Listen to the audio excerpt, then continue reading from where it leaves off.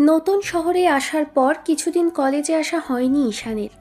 আজকে প্রথমবার honours third ইয়ারের ক্লাসটা করতে যাচ্ছে। কিছুদিন বাদেই এক্সাম শুরু হতে নিবে, তাই ঈশান ভাবল এখন থেকে রোজ রোজ ক্লাস করতে আরম্ভ করবে। আব্বুর কথাতেই ব্যবসার কাজের জন্য এদিক ওদিক একটু ঘোরাফেরা করতে হয়েছে, তাই কলেজের দিকটাই আর আসা হয়ে ওঠেনি। বাইকটা চালিয়ে কলেজের অর্ধেকটা রাস্তা অবধি এসেছে সবে মাত্র। এর মাঝখানে মনে হতে লাগলো সামনে যে বাজারটা আছে সেইখানটায় বেশ খানিকটা হট্টগোল চলছে, আর লোকজনের এত ভিড় দেখেই মনে হচ্ছে ওইখানটায় কিছু একটা হয়েছে। ঈশান বাইকটা নিয়ে গিয়ে ভিড়ের পেছনে বাইকটা দাঁড় করিয়ে তাড়াহুড়ো করে নেমে ভিড় ঠেলে ভেতরে গেল। গিয়ে দেখলো একটা বদমেজাজি আর সুন্দরী দেখতে মেয়ে, বড়লোকের বিগড়ে যাওয়া মেয়ে, যাকে দেখেই মনে হচ্ছে এরকম একটা বদ মহিলা একটা বৃদ্ধ টাইপের লোককে ধরে মারতে যাচ্ছে, আর মেয়েটার বান্ধবীরা বারবার করে ওকে আটকাতে যাচ্ছে। এর মাঝখানে ঈশান তাড়াহুড়ো করে এগিয়ে আসলো। মেয়েটা যখনই লোকটাকে কিছু বলতে যাবে তার আগেই ঈশান এসে মেয়েটার হাত ধরে ফেললো। মেয়েটা আটকে গেল। অভদ্র লোক অর্থাৎ বৃদ্ধ লোকটাকে মারতে পারল না। মেয়েটা ঈশানের দিকে রাগী চোখে তাকালো। ঈশান এক ঝটকায় হাতটা সরিয়ে দিল। তখন মেয়েটা রাগে গটগট করতে করতে বলল, হ্যাঁ ইউ, তোমার সাহস কি করে হয় আমার গায়ে টাচ করার? তোমার কি হাল করব তুমি সেটা ভাবতেও পারছো না। কি করবেন সেটা পরের কথা। এই লোকটা আপনার বাবার বয়সী। আপনার লজ্জা করলো না ওনার গায়ে হাত তুললেন? আপনার কি কোনো শিক্ষা দীক্ষা নেই? তুমি আমার উপর দিয়ে কথা বলো, তার উপর আবার আমার হাত ধরেছো। তুমি জানো আমি তোমার কি হাল করতে পারি? জানি। কি আর করবেন? গুন্ডা দিয়ে মার খাওয়াবেন? বড় লোকের বিগড়ে যাওয়া মেয়ে কিনা সেটা প্রমাণ করতে হবে না? তুমি কিন্তু তোমার লিমিট ক্রস করেছো। একই আমার কাজে বাধা দিয়েছো, তারপরে আবার এসে বড় বড় কথা বলছো। তুমি নিজেও জানো না জীবনের কত বড় ভুলটা তুমি নিজে আজকে করে ফেলেছো। আপনিও জানেন না আপনি আজকে আমার সামনে পড়ে অনেক ভালো কাজ করেছেন। একেই এই বৃদ্ধ লোকটাকে মারতে যাচ্ছিলেন, তার উপর আবার এখন চোটপাট দেখাচ্ছেন। আপনার বাবা হতে পারে কোটিপতি, আপনি হতে পারেন এক অহংকারী মেয়ে, কিন্তু তাতে আমার কিছুই যায় আসে না। আমি আপনাকে এর জন্য আজকে উচিত শিক্ষা দিয়ে ছাড়ব। আপনার সাহস হলো কি করে বাবার বয়সী একজন লোকের গায়ে হাত দিতে যান? মেয়েটা অবাক চোখে তাকাতেই ঈশান এবার লোকটাকে উদ্দেশ্য করে বলতে লাগলো, চাচা, কি হয়েছে? সত্যি করে বলেন তো, এই মেয়েটা আপনাকে হাত তুলতেছে কি না? আপনার কোনো দোষ ছিল? সত্যি করে বলুন তো। বাবারে, বড় লোকদের কাছে গরিবের সবচেয়ে বড় অন্যায় গরিব হওয়াটা। আমাদের মতো মানুষগুলো বড় লোকদের থেকে দূরে থাকলেও অন্যায় হবে, আবার তারা নিজেরাই কাছে এসে ঝামেলা করবে। আমি এই ঠেলাই করে সবজি নিয়ে যাচ্ছিলাম, উনি নিজে এসে আমার গাড়িতে ধাক্কা মেরে দিল। সবজিগুলো পরে নষ্ট হয়ে গেছে। কান্নাকাটি করছিলাম, তখন নিজে এসে বলল ওনার গাড়িতে আমার ঠেলায় ধাক্কা লেগে নাকি দাগ পড়ে গেছে, সেসব নিয়ে আমাকে গালিগালাজ করলো। ঈশান অবাক হলো। আশেপাশে এতগুলো লোকজন দাঁড়িয়ে থাকতে কিনা বাবার বয়সী একটা লোকের গায়ে একটা মেয়ে হাত তুলতে যাচ্ছিল। সবাই হাঁ করে তাকিয়ে থেকে দেখছে। তাই ঈশান এবার বেশ খানিকটা রাগী কণ্ঠে বলতে আরম্ভ করলো, ন্যূনতম লজ্জাবোধ তো আপনাদের থাকা উচিত। একটা বড় লোকের বিগড়ে যাওয়া বদমেজাজি মেয়ে এসে বাবার বয়সী কাউকে গায়ে হাত তুলছে, আর আপনারা নির্লজ্জ বেহায়া বেশরমের মতো দাঁড়িয়ে থেকে দেখছেন। আপনাদের তো ন্যূনতম কমন সেন্স নেই। কোথায় কি করতে হয় সেটাও জানেন না। বৃদ্ধ লোকটা কাঁদতে কাঁদতে সবজিগুলো ঠেলায় তুলতে তুলতে আহাজারি করে বলতে আরম্ভ করলো, গরিবের চোখের পানি দিয়ে ওদের গায়ের জ্বালা মিটে। তোমরা এসব বুঝবে না, তোমরা এসব বুঝবে না। তোমরা আসলে পারো খালি মানুষকে কাঁদাতে। তোমাদের কখনো ভালো হবে না, আমি বলে দিলাম। তোমাদের কোনো দিন ভালো হবে না। গরিবের পেটে লাথি মারলে এর ফল তোমরা একদিন ভোগ করবে। তোমাদের খুব বাজে ফল ভোগ করতে হবে, আমি বলে দিলাম। ঈশান এবার রাগী চোখে মেয়েটার দিকে তাকালো। এর মাঝখানে মেয়েটা গাড়ি থেকে হকি স্টিক নিয়ে এসেছে। যখন ঈশানকে মারতে নিবে, ঈশান সেটা কেড়ে নিয়ে মেয়েটার দিকে বাগিয়ে বলতে আরম্ভ করলো, কি সমস্যা আপনার? একেই অন্যায় করেছেন, তার উপর আবার আমাকে মারতে যাচ্ছেন। এই ভুল দ্বিতীয়বার করতে যাবেন না, তাহলে আমি আপনার গাড়িও ভেঙে দেব আর আপনার এই মুখটাও ভেঙে দেব, যেন ভবিষ্যতে আর এরকম অন্যায় দ্বিতীয়বার করার আগে হাজারবার আপনার ভাবতে হয়। ঈশান মেয়েটার দিকে এগিয়ে আসতেই মেয়েটা কয়েক পা পিছিয়ে গেল আর বলতে লাগলো, হ্যাঁ ইউ, তোমার খুব সাহস দেখছি। তুমি আমার বাবাকে চেনো? জানো আমি কার মেয়ে? তুমি যদি একটাবার জানতে তাহলে ভুলেও এই কাজ করতে পারতে না। ঈশান এবার মেয়েটার কাঁধের উপর হকি স্টিক দিয়ে নিচের দিকে টেনে নিল। তারপর বেশ খানিকটা রাগী আর কড়া কণ্ঠে বলতে লাগলো, আমি জানতে চাই না আপনি কার মেয়ে। এক্ষুনি ওনার কাছে সরি বলুন আর মাপ চান। উনি কোনো অন্যায় না করা সত্ত্বেও আপনি ওনাকে আঘাত করেছেন, সেটা ফিজিক্যালিভাবে না হলেও মেন্টালিভাবে ওনাকে অনেক বড় আঘাত করেছেন। এক্ষুনি মাপ চাইবেন। মোটেও না, ওনার জন্য আমার গাড়ির ক্ষতি হয়েছে, ওনাকে এর দাম দিতেই হবে। যদি না দেয় তাহলে আমি ওনার কি হাল করব সেটা নিজেও জানি না। ঈশানকে কথাটা বলার সাথে সাথেই ছেলেটা এসে গাড়ির হেডলাইটে একটা বাড়ি বসালো। সামনে থাকা মেয়েটা কানে হাত দিয়ে চিৎকার দিয়ে বলতে আরম্ভ করলো, তোমার এত বড় সাহস দেখাচ্ছ? তুমি আমার গাড়ির উপরে আঘাত করেছো? এর জন্য তোমার হাত পা আমি ভেঙে দেবো। কথাটা বলার সাথে সাথে ঈশান গাড়ির গ্লাসে আঘাত করলো। তারপর সাথে সাথে মেয়েটা কান্না করে দিল। তখন ঈশান হকি স্টিকটা ওর দিকে বাগিয়ে ধরে বলতে লাগলো, এখন ঠিক আছে, এখন আমি এই গাড়িটা ভেঙে দিয়েছি। এবার যা খুশি আপনি বলতে পারেন। দোষ না করে যেহেতু ওনাকে এত বড় অপমান করেছেন, তার উপর ওনার গায়ে হাত তুলতে যাচ্ছিলেন, তাই দোষটা করেই দেখালাম। তোমাকে আমি দেখে নেব, তোমার কত বড় সাহস তুমি আমার গাড়িতে আঘাত করো। তোমাকে আমি দেখে নেব, তোমার কত বড় সাহস। তুমি এই শহরে নতুন না, যার জন্য তুমি আমার সম্পর্কে জানো না, তাই এত বড় ভুলটা আজকে করে ফেললে। তোমার আমি কি হাল করব তুমি সেটা ভাবতেও পারছো না। আরেকবার বাজে কথা বললে কিন্তু এবার আঘাতগুলো আপনার গায়ে পড়বে। আর হ্যাঁ, ওনাকে সরি বলুন। যদি তা না করেন তাহলে আপনার কি হাল করব আপনি সেটা ভাবতেও পারছেন না। মেয়েটা রাগী চক্ষু নিয়ে কিছু বলতে যাবে, তার আগে ঈশান মেয়েগুলো তার বান্ধবীকে উদ্দেশ্য করে বলতে লাগলো, আপনার বান্ধবীকে বলুন এক্ষুনি সরি বলতে, আর যদি না করে তাহলে আপনাদেরও খবর আছে, বলে দিলাম। নীলাদ্রি প্লিজ ওদের সরি বলে দে। যদি না করিস তাহলে কি হাল হবে সেটা তো বুঝতেই পারছিস। ছেলেটা কিন্তু খুব বেশি তেড়া আছে, তোর থেকেও বেশি। যদি সরি না বলিস তাহলে অনেক ঝামেলাও পড়বে। এবার মেয়েটা বলতে আরম্ভ করলো, কখনোই না, আমি সরি বলতে যাব কেন? উনি আমাকে অপমান করেছে, তার উপরে আবার আমার গাড়ির গ্লাসও ভেঙেছে। আমি গাড়ির গ্লাস ভেঙেছি তাই আমি ওকে টাকা দিয়ে দিচ্ছি। যেহেতু ক্ষতিটা আমি নিজে করেছি সেহেতু আমি টাকা দিয়ে দেব। তবে ওনাকে যে অপমানটা করা হয়েছে সেটার জন্য আপনাকে মাফ চাইতে হবে, সরি বলতে হবে। ঈশান পকেট থেকে 10,000 টাকা বের করে মেয়েটার দিকে ছুঁড়ে মারল। মেয়েটার বান্ধবীগুলো টাকা উঠাতে ব্যস্ত হয়ে পড়ল। তখন ঈশান মেয়েটাকে ওই হকি স্টিকটা দিয়েই টেনে আনলো। তারপর বলতে লাগলো, এই যে মিস, সরি বলার জন্য কি আপনাকে অ্যাপ্লিকেশন পাঠাতে হবে? এক্ষুনি সরি বলুন ওনাকে। মেয়েটা সরি বলতে চাইছিল না দেখে এবার ওর বান্ধবীরা রিকোয়েস্ট করতেই মেয়েটা সরি বলতে বাধ্য হলো। তারপর সেখান থেকে গাড়িতে উঠে চলে যাবার সময় আঙ্গুল উঠিয়ে বলতে আরম্ভ করলো, তোমাকে আমি দেখে নেব, তোমার কত বড় সাহস তুমি আমার গায়ে হাত তোলো। তোমাকে আমি দেখে নেব, তুমি কি করে এই শহরে থাকো সেটাও দেখে নেব। ঈশান রাগীভাবে মেয়েটার দিকে তাকাতেই মেয়েটার বান্ধবী গাড়ি ড্রাইভ করছে সেখান থেকে চলে গেল। ঈশান লোকটাকে সবজি ওঠাতে সাহায্য করলো। তারপর বেশ কিছু টাকা ওনার হাতে ধরিয়ে দিয়ে বলতে লাগলো, চাচা, আপনি বাসায় চলে যান, আর যে সবজিগুলো ভালো আছে সেগুলো নিয়ে যান, আর বাকিগুলো টাকা দিয়ে কিনে নেবেন, কেমন? তোমাকে যে কি বলে ধন্যবাদ দেব, তোমার এই ঋণ আমি কখনো শোধ করতে পারবো না। কিন্তু দোয়া করি তুমি অনেক বড় হও, অনেক ভালো মানুষ হও, এমন করে সবাইকে উপকার করো। আল্লাহ তোমার ভালো করুক বাবা। ঈশান একবার আশেপাশে তাকিয়ে দেখলো লোকজন এখনো তাকিয়ে থেকে দেখছে। ছেলেটা আবার বেশ খানিকটা রাগী কণ্ঠে বলতে লাগলো, লজ্জা করে না আপনাদের? এখন এখানে দাঁড়িয়ে দাঁড়িয়ে তামাশা দেখছেন?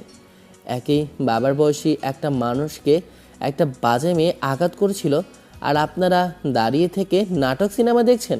লজ্জা থাকলে এখান থেকে চলে যান। ভবিষ্যতে এরকম কিছু হলে যদি কখনো পারেন মানুষকে সাহায্য করবেন, আর না হলে কাপুরুষের মতো নাটক দেখতে আসবেন না।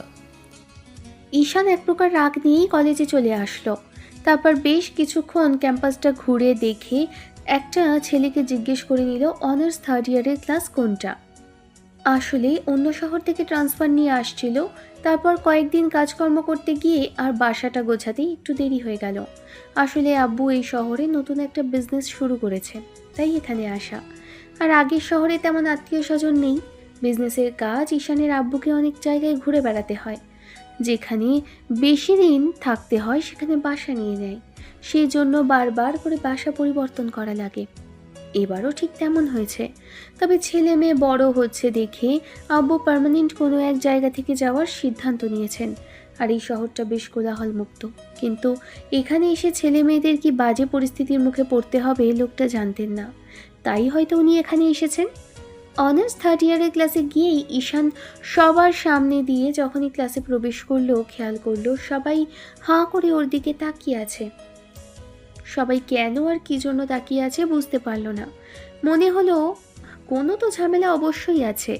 ঈশান এবার স্যারের জায়গাটায় গিয়ে দাঁড়ালো, অর্থাৎ টেবিলের সামনে গিয়ে দাঁড়িয়ে হাত উঁচু করে সবাইকে সালাম দিয়ে বলতে লাগলো, হে গাইস, আমি তোমাদের নতুন ফ্রেন্ড। অন্য শহর থেকে এখানে ট্রান্সফার নিয়ে এসেছি। আর কিছুদিন হলো ভর্তি হয়েছে, কিন্তু ক্লাস করা হয়নি। এমন করে দেখার কিছুই নেই। আমার চেহারাতে এমন কোনো উজ্জ্বলতা নেই যেটা দেখে তোমরা কেউ আমার প্রতি আকৃষ্ট হবে। আমি তোমাদের সবার ক্লাসমেট। চাইলে ফ্রেন্ডশিপ করতে পারো, আবার অনেকে চাইলে ইগনোর করতে পারো। সেটা সবার ব্যক্তিগত ব্যাপার। ঈশানের এমন ধারা কথাতে সবাই ওর দিকে ফ্যালফ্যাল করে তাকিয়ে রইল। ঈশান কথাগুলো বলে একদম ক্লাসের পেছনের দিকে যেতে লাগলো, কারণ সামনের দিকটায় বুক হয়ে গেছে, তাই বসার তেমন কোনো জায়গা নেই। ঈশান পেছনের দিকটায় যেতেই কয়েকটা ছেলে ওকে বসার জায়গা করে দিলে ঈশান মুচকি হাসলো। একটা ছেলে ওর দিকে হাত বাড়িয়ে দিয়ে বলল, আমি মেহেদি।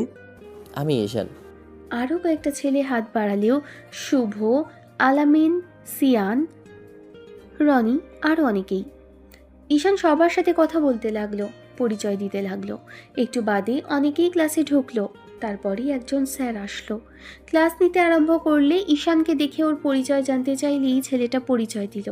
আর তারপর স্যার ওকে বলতে লাগলো, পড়ালেখার যদি কোনো সমস্যা থাকে তার আগে এই লেকচারগুলো যদি না শুনে থাকো তাহলে বন্ধুদের থেকে নোট নিয়ে নিও। ঈশান মাথা নেড়ে বসে পড়ল। এর মাঝখানে ক্লাসের দরজা দিয়ে কেউ একজন যখনই প্রবেশ করবে ঠিক তখনই ঈশান সেদিকে তাকালো। দরজার দিকে তাকিয়ে যেন চক্ষু চড়ক গাছ, কারণ তখনকার সেই মেয়েটা আর ওর বান্ধবীরা ক্লাসে প্রবেশ করছে। আসলে রাস্তায় যে মেয়েটার সাথে ঝামেলা হয়েছে সেই মেয়েটা। ঈশান ওদের দিকে কিছুক্ষণ ধরে তাকিয়ে রইল। মেয়েগুলো গিয়ে নিজেদের জায়গায় বসতে তখন স্যার বলতে আরম্ভ করলো, নীলাদ্রি, তোমার রোজ রোজ দেরি হয় কেন?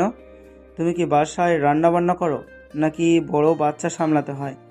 এরপর আরেকটা দিন দেরি করে আসলে তুমি আর আমার ক্লাসে প্রবেশ করবে না। স্যারের কথাতে সবাই খিলখিল করে হেসে দিল। সবার সাথে ঈশানও আসতে আরম্ভ করলো। মেয়েটা রাগে দুঃখে ক্ষোভে ঈশানের দিকে তাকালো। ওর দিকে চোখ পড়তেই যেন মেয়েটা তেলে বেগুনে জ্বলে উঠল। সবাই হাসছে, তাতে কোনো সমস্যা হলো না, কিন্তু ওর দিকেই অগ্নিচক্ষু নিয়ে তাকালো। ঈশান স্বাভাবিক হয়ে যাওয়ার ট্রাই করলো, কিন্তু হাসিটা কিছুতেই থামছে না। স্যার সবাইকে থামানোর চেষ্টা করতেই সবাই থেমে গেল। অন্যদিকে মেয়েটা মনে মনে হয়তো রাগে দুঃখে ঈশানকে বকাঝকা করতে লাগলো। মেয়েটার বান্ধবীগুলোর মাঝখান থেকে একজন বলতে আরম্ভ করলো, রোজ রোজ তোকে বলি এরকম করে দেরি করিস না। তোর জন্য আমাদের প্রত্যেককে কথা শুনতে হলো, এমন করে অপমানিত হতে হলো। তোর জন্য কোনো কাজেই আমরা এগোতে পারি না। তাহলে আমাদের সাথে আছিস কেন? যা এখান থেকে। আমি তোদের জোর করি? তোরাই রোজ রোজ আমার কাছে আসিস। তুই রাগ করছিস কেন? ও তো তোর ভালোর জন্যই বলছে। তুই আমাদের বান্ধবী, তোর সাথে আমরা না থাকলে কোথায় থাকবো? সব হয়েছে বচ্চার ছেলেটার জন্য। ওর জন্য আমাকে এত এত কথা শুনতে হলো, এত এত অপমানিত হতে হলো। একবার খালি আজকে বাসায় যাই, তারপরে ওর কি হাল করব সেটা শুধু দেখো। ওর কত বড় সাহস, ও সবার সামনে অপমান করে আমাকে, আবার স্যারের সামনে আমাকে দেখে হাসে। আমাকে দেখতে জোকার লাগে, কি আমাকে দেখে হাসলো? মাথা নেড়ে না সূচক উত্তর দিল নীলাদ্রির বান্ধবীরা। তার মাঝখানেই ওর এক বান্ধবী ফিক করে হেসে ফেলল। রাগে নীলাদ্রি বান্ধবীর কান টেনে দিয়ে বলতে লাগলো, শাকচুন্নি, তোর সাহস কি করে হয় তুই আমাকে দেখে হাসিস? তোদের আমি সবাইকে দেখে নেব। একবার শুধু হাব্বুকে বলি, আর এই ছেলেটাকে তো আমি উচিত শিক্ষা দেব। ওর সাহস হলো কি করে? ও আমাকে এমন একটা অপমান করে, তার উপরে আবার এখন দেখে হাসা হচ্ছে। ওর হাসা আমি বের করবো, দেখিস। খামোখা ঝামেলায় চড়ানোর কি খুব বেশি প্রয়োজন আছে? ছেলেটা তোর ভুলের জন্যই তোকে শাস্তি দিয়েছে। তাছাড়া তুই রোজ রোজই এমন করিস, মানুষের সাথে এমন করাটা এমন করতে নেই, জানিস না? গরিবের রবিনহুড চলে এসেছে রে। তোকে মানবতার ফেরিওয়ালা হতে কে বলেছে? আর তোর কথা আমাকে শুনতে হবে কেন? এত জ্ঞান দিস না। যেটা বুঝিস না সেটা নিয়ে আমাকে কথা বলতে আসিস না। তাহলে আমাদের সাথে আছিস কেন? যা এখান থেকে। আমি তোদের জোর করি? তোরাই রোজ রোজ আমার কাছে আসিস। তাহলে যা করেছিস সেটা ভালো করেছিস, তোর যা খুশি কর গিয়ে, কিন্তু ভবিষ্যতে এই নিয়ে আমাদেরকে কিচ্ছু বলতে আসবি না ঝামেলায় পড়লে। তোদের কাউকে কিচ্ছু করতে হবে না, যা করার আমি করব, সবটা আমি বুঝে নেব। তোরা শুধু কালকের জন্য অপেক্ষা কর। দিনটা কোনো রকমভাবে কেটে গেল। ঈশানও ভালোভাবে ক্লাসগুলো করে বন্ধুদের সাথে কিছুক্ষণ আড্ডা দিয়ে বাসায় চলে গেল। অন্যদিক থেকে মেয়েটা অর্থাৎ নীলাদ্রি ওর গতিবিধি লক্ষ্য করেছে, ওর সম্পর্কে জানার চেষ্টা করেছে। ঈশান কিছুই জানে না। পরদিন যখন কলেজে আসলো, গেট দিয়ে ঢুকে ক্যাম্পাসে যখনই প্রবেশ করবে এর মাঝখানে দেখতে পেল ওই মেয়েগুলো বসে আছে। ঈশান গেট পার করে যখনই যাবে তখনই মেয়েটা বলতে আরম্ভ করলো, কাল খুব তো ফটো করেছিস, আজকে দেখবো তোকে কে বাঁচায়। তোর এত বড় সাহস, তুই আমার গায়ে হাত দিস? ঈশান বাঁকা হেসে তাকাতেই আশেপাশ থেকে কয়েকটা ছেলে এসে ওকে ঘিরে ধরল। ঈশান এটা আশা করেনি, বুঝতে পেরেছে যে ঈশান এবার কি করবে, সেটাই শুধু ভাবতে লাগলো। অন্যদিকে মেয়েটা বাঁকা হাসতেই ঈশান কিছু একটা ভেবে নিজেই দৌড় লাগালো। সবাই ভাবলো ছেলেটা ভয় পেয়েছে, কিন্তু না, ঈশান বাইকটার কাছ থেকে কিছু একটা বের করছিল। ওরা যখনই কিছু বলতে যাবে তার আগেই ঈশান বাইকের বাম্পারের মধ্যে থেকে একটা রড বের করলো। ছেলেগুলো মারতে আসলে ঈশান তার আগেই ওদেরকে উত্তম মধ্যম নিজেই দিতে লাগলো। ছেলেগুলোকে এমনভাবে হিরোদের মতো স্টাইলে মারলো যার জন্য সবাই কয়েক মিনিটের মধ্যে মার খেয়ে মাটিতে গড়াগড়ি খেতে লাগলো। বদমাইশগুলোকে দেখেই বোঝা যাচ্ছিল নেশাখোর, কোথাও থেকে হয়তো এদেরকে ভাড়া করে আনা হয়েছে। ঈশান সবগুলোকে মারা শেষ করে এবার মেয়েটার দিকে তেড়ে আসলো। তারপর যখনই রডটা দিয়ে হাতের উপর আঘাত করে কিছু বলবি তার আগেই নীলাদ্রি বলতে আরম্ভ করলো, ভুলেও আমার কাছে আসবি না, তাহলে কিন্তু তোর কি হাল করবো আমি সেটা নিজেও জানি না। কি করেন ম্যাডাম? আপনি কি করবেন ম্যাডাম? আপনি আমার কিছুই করতে পারবেন না। আপনার কিচ্ছু করার যোগ্যতা নেই। আপনি শুধু পারবেন এই বড় বড় বকুনি ছাড়তে। আমি তোর কি হাল করবো তুই সেটা ভাবতেও পারছিস না। তোর জন্য আমাকে এত এত অপমান হতে হচ্ছে। আজকে লোক দিয়ে তোকে মারবো ভেবেছিলাম, কিন্তু তোর এসব কাজের জন্য আমি কিছুতেই পারছি না। তুই কে রে? আসার পর থেকে আমার পিছনে লেগেছিস। তুই বুঝতে পারছিস না কত বড় ঝামেলায় পড়ে যাচ্ছিস? কি ঝামেলায় পড়বো দেখি? আমাকে দেখান একটু কি ঝামেলায় পড়ছি আমি। ভাইয়া প্লিজ ওকে কিছু করবেন না। ওর মাথাটা একটু গরম, সেই জন্য সব উল্টোপাল্টা কাজ করে। আপনি ওকে এবারের মতো ছেড়ে দিন, আমরা ওকে নিয়ে যাচ্ছি, আর কখনো এরকম হবে না। নিয়ে যান, ভুলেও যেন আর কখনো আমার সামনে না পড়ে। আপনাদের বান্ধবী, আপনি আমার ক্লাসমেট, আমার সিনিয়র, সেটা জানতে পেরেছি, তাই সম্মান দেখাচ্ছি। কিন্তু এমন কোনো কাজ করবেন না যার জন্য আমার সাথে থেকে সেই সম্মানটাও পাওয়ার যোগ্যতা হারিয়ে যায়। আপনি বড়লোকের বিগড়ে যাওয়া মেয়ে, তাই বারবার ফিল করে একই ক্লাসে থেকে যাবার ইচ্ছা আছে। কলেজটা তো আর পড়ালেখার জন্য ভাবেন না, এখানে আসেন আপনারা ফ্যাশন শো করতে, সেই জন্য নিজের বডি পার্সপাতি দেখিয়ে বেড়াচ্ছেন। আমি কি করব না করব সেটা তোকে বলতে হবে? তোর থেকে আমি কিছু শুনতে চাই না, যা এখান থেকে। ঈশান রাগী চোখে মেয়েটার দিকে তাকাতেই ওর বান্ধবীরা সেখান থেকে ওকে নিয়ে চলে গেল। ঈশান একটা ডেভিল হাসি দিল। ওর এর মাঝে ঈশানের বন্ধুরা এসে ওকে জিজ্ঞেস করতে লাগলো, কিরে কি হয়েছে? তোকে দেখছি রড হাতে, তার উপর আবার শুনলাম এদিকে নাকি মারামারি হয়েছে। তুই মারামারি করেছিস নাকি মার খেয়েছিস? শোন, তোদের বন্ধু এতটা বোকা কিংবা হাদা গঙ্গা নয় যে মার খাবে। ওর তো মার দিয়েছি, আর এমন হাল করেছি দেখ, দাগগুলো পড়ে আছে। ঈশানের এমন ধারা কথাতে দেখলো সামনে কিছু ছেলে পড়ে আছে। তখন ওরা যেতে গেলেই ঈশান ওদের আটকে দিল। কি হয়েছিল বিষয়টা বলতে বলতে ক্লাসের দিকে পৌঁছলো। ঈশান ক্লাসে গিয়ে কলেজে ক্লাস করতে আরম্ভ করলো। ক্লাসের ফাঁকে ফাঁকে খেয়াল করতে লাগলো নীলাদ্রি ওর দিকে একদম রাগী চোখে তাকিয়ে আছে। দেখে মনে হচ্ছে চোখ দিয়েই গিলে খাবে। এমন একটা কাজের জন্য বারবার করে মনে হতে লাগলো এই মেয়েটার খেয়ে কোনো কাজ নেই, খালি মানুষকে বিপদে ফেলার ধান্দা। এই মেয়ে মনে হয় প্রতিদিনই গণ্ডগোল সৃষ্টি করবে। তবে আজকে মনে হচ্ছে যে ওকে এরপর থেকে একটু দেখে শুনে চলতে হবে, না হলে ঝামেলা আছে। আর যেই ভাবা সেই কাজ। গত 7 দিন যাবৎ ঈশান ভেবে চিন্তে আর বুঝে শুনে চলেছে, তাই মেয়েটা ওকে তেমন করে বিপদে ফেলার সুযোগ পাচ্ছে না। এবার 7ম দিনের মাথায় সেদিন হলো কি, ঈশানের বন্ধুরা ওকে বলল ওদের আসতে আজকে একটু লেট হবে। ঈশান আবার আজকে একটু আগেই চলে এসেছিল। ভাবলো বন্ধুদের থেকে বাকি নোটসগুলো আজকে নিয়ে নেবে, কিন্তু এসে শুনলো ওদের আসতে লেট হবে। ঈশান ক্লাসের দরজা দিয়ে যখনই ভেতরে যাবে, এর মাঝখানে ক্লাসে ঢোকার সময় কে যেন পা বাড়ি দিল, যার জন্য সাথে সাথে ঈশান হোঁচট খেতে গিয়েও টাল সামলে উঠল। নিজেকে পড়ে যাওয়ার হাত থেকে কোনো রকমে আটকাতে গিয়েই কয়েক পা সামনের দিকে হুড়মুড়িয়ে এগিয়ে গেল। আর ঠিক তখনই কেউ একজন সামনে এসে দাঁড়ালো। ঈশান বুঝতে পারলো যে নীলাদ্রি মেয়েটার সামনে আসছে। এই মুহূর্তে যদি নিজেকে আটকাতে যায় তাহলে মেয়েটার গায়ের উপর পড়বে, আর যদি সেটাই হয় তাহলে অনেক ঝামেলা হবে। ঈশানকে নিজের দিকে হুড়মুড় করে তেড়ে আসতে দেখে মেয়েটা একটা ডেভিল হাসি দিতে ঈশানের আর বুঝতে বাকি রইল না যে মেয়েটা ঠিক কী করেছে। অন্তত এখানে এটুকু বোঝা হয়ে গেল যে মেয়েটা ইচ্ছে করেই এরকম কিছু করেছে। রাগে ঈশান এবার যেটা করলো সেটার জন্য নীলাদ্রি প্রস্তুত ছিল না, কারণ ঈশান হুটহাট করে গিয়ে মেয়েটাকে জড়িয়ে ধরল আর গালে ঠুস করে চুমু দিয়ে দিল, যার জন্য ক্লাসের অনেকেই ড্যাব ড্যাব করে সেদিকে তাকিয়েছিল। ঈশান মেয়েটাকে নিয়ে ফ্লোরে পড়ে গেল, আর সেভাবেই মেয়েটার গায়ের উপর কিছুক্ষণ ধরে পড়ে রইল। নীলাদ্রি চোখ বড় বড় করে ঈশানের দিকে তাকিয়ে রইল। এর মাঝখানে ঈশানের বন্ধুরা দরজা দিয়ে ঢুকে ওদের দুজনকে এমন করে পড়ে থাকতে দেখল। নীলাদ্রি রেখে আগুন হয়ে আছে। ঈশান একটা ডেভিল হাসি দিয়ে বলতে লাগলো, দেখছেন তো ম্যাডাম, নিজের পাতা ফাতে নিজে শেষে পড়ে গেলেন। বারবার করে বলেছিলাম সেদিন যে আমার পেছনে লাগতে আসবেন না, আপনি আমার কোনো কথাই শুনলেন না, বারবার খালি আমার পেছনেই লাগতে আসেন। এতে কি হলো, ভালো হচ্ছে? এখন কলেজের সবাই ভাববে আমাদের মাঝে ইংটু বিংটু চলছে। নীলাদ্রির বান্ধবীরা এসে ওদের আশেপাশে দাঁড়াতেই ঈশান তখন মেয়েটার গায়ের উপর থেকে উঠে গেল। ঈশান মেয়েটার দিকে হাত বাড়িয়ে দিতেই মেয়েটা ওর হাতটা একটা ধাক্কা মেরে সরিয়ে দিয়ে বলতে লাগলো, স্টুপিড একটা, তুমি আমার গায়ের উপরে পড়ো? তোমার মতো ছোট লোক আমার গায়ের উপরে পড়ে সেটা ভাবতে আমার গা ঘিন ঘিন করছে। এই যে ম্যাডাম, আমি ছোট লোক?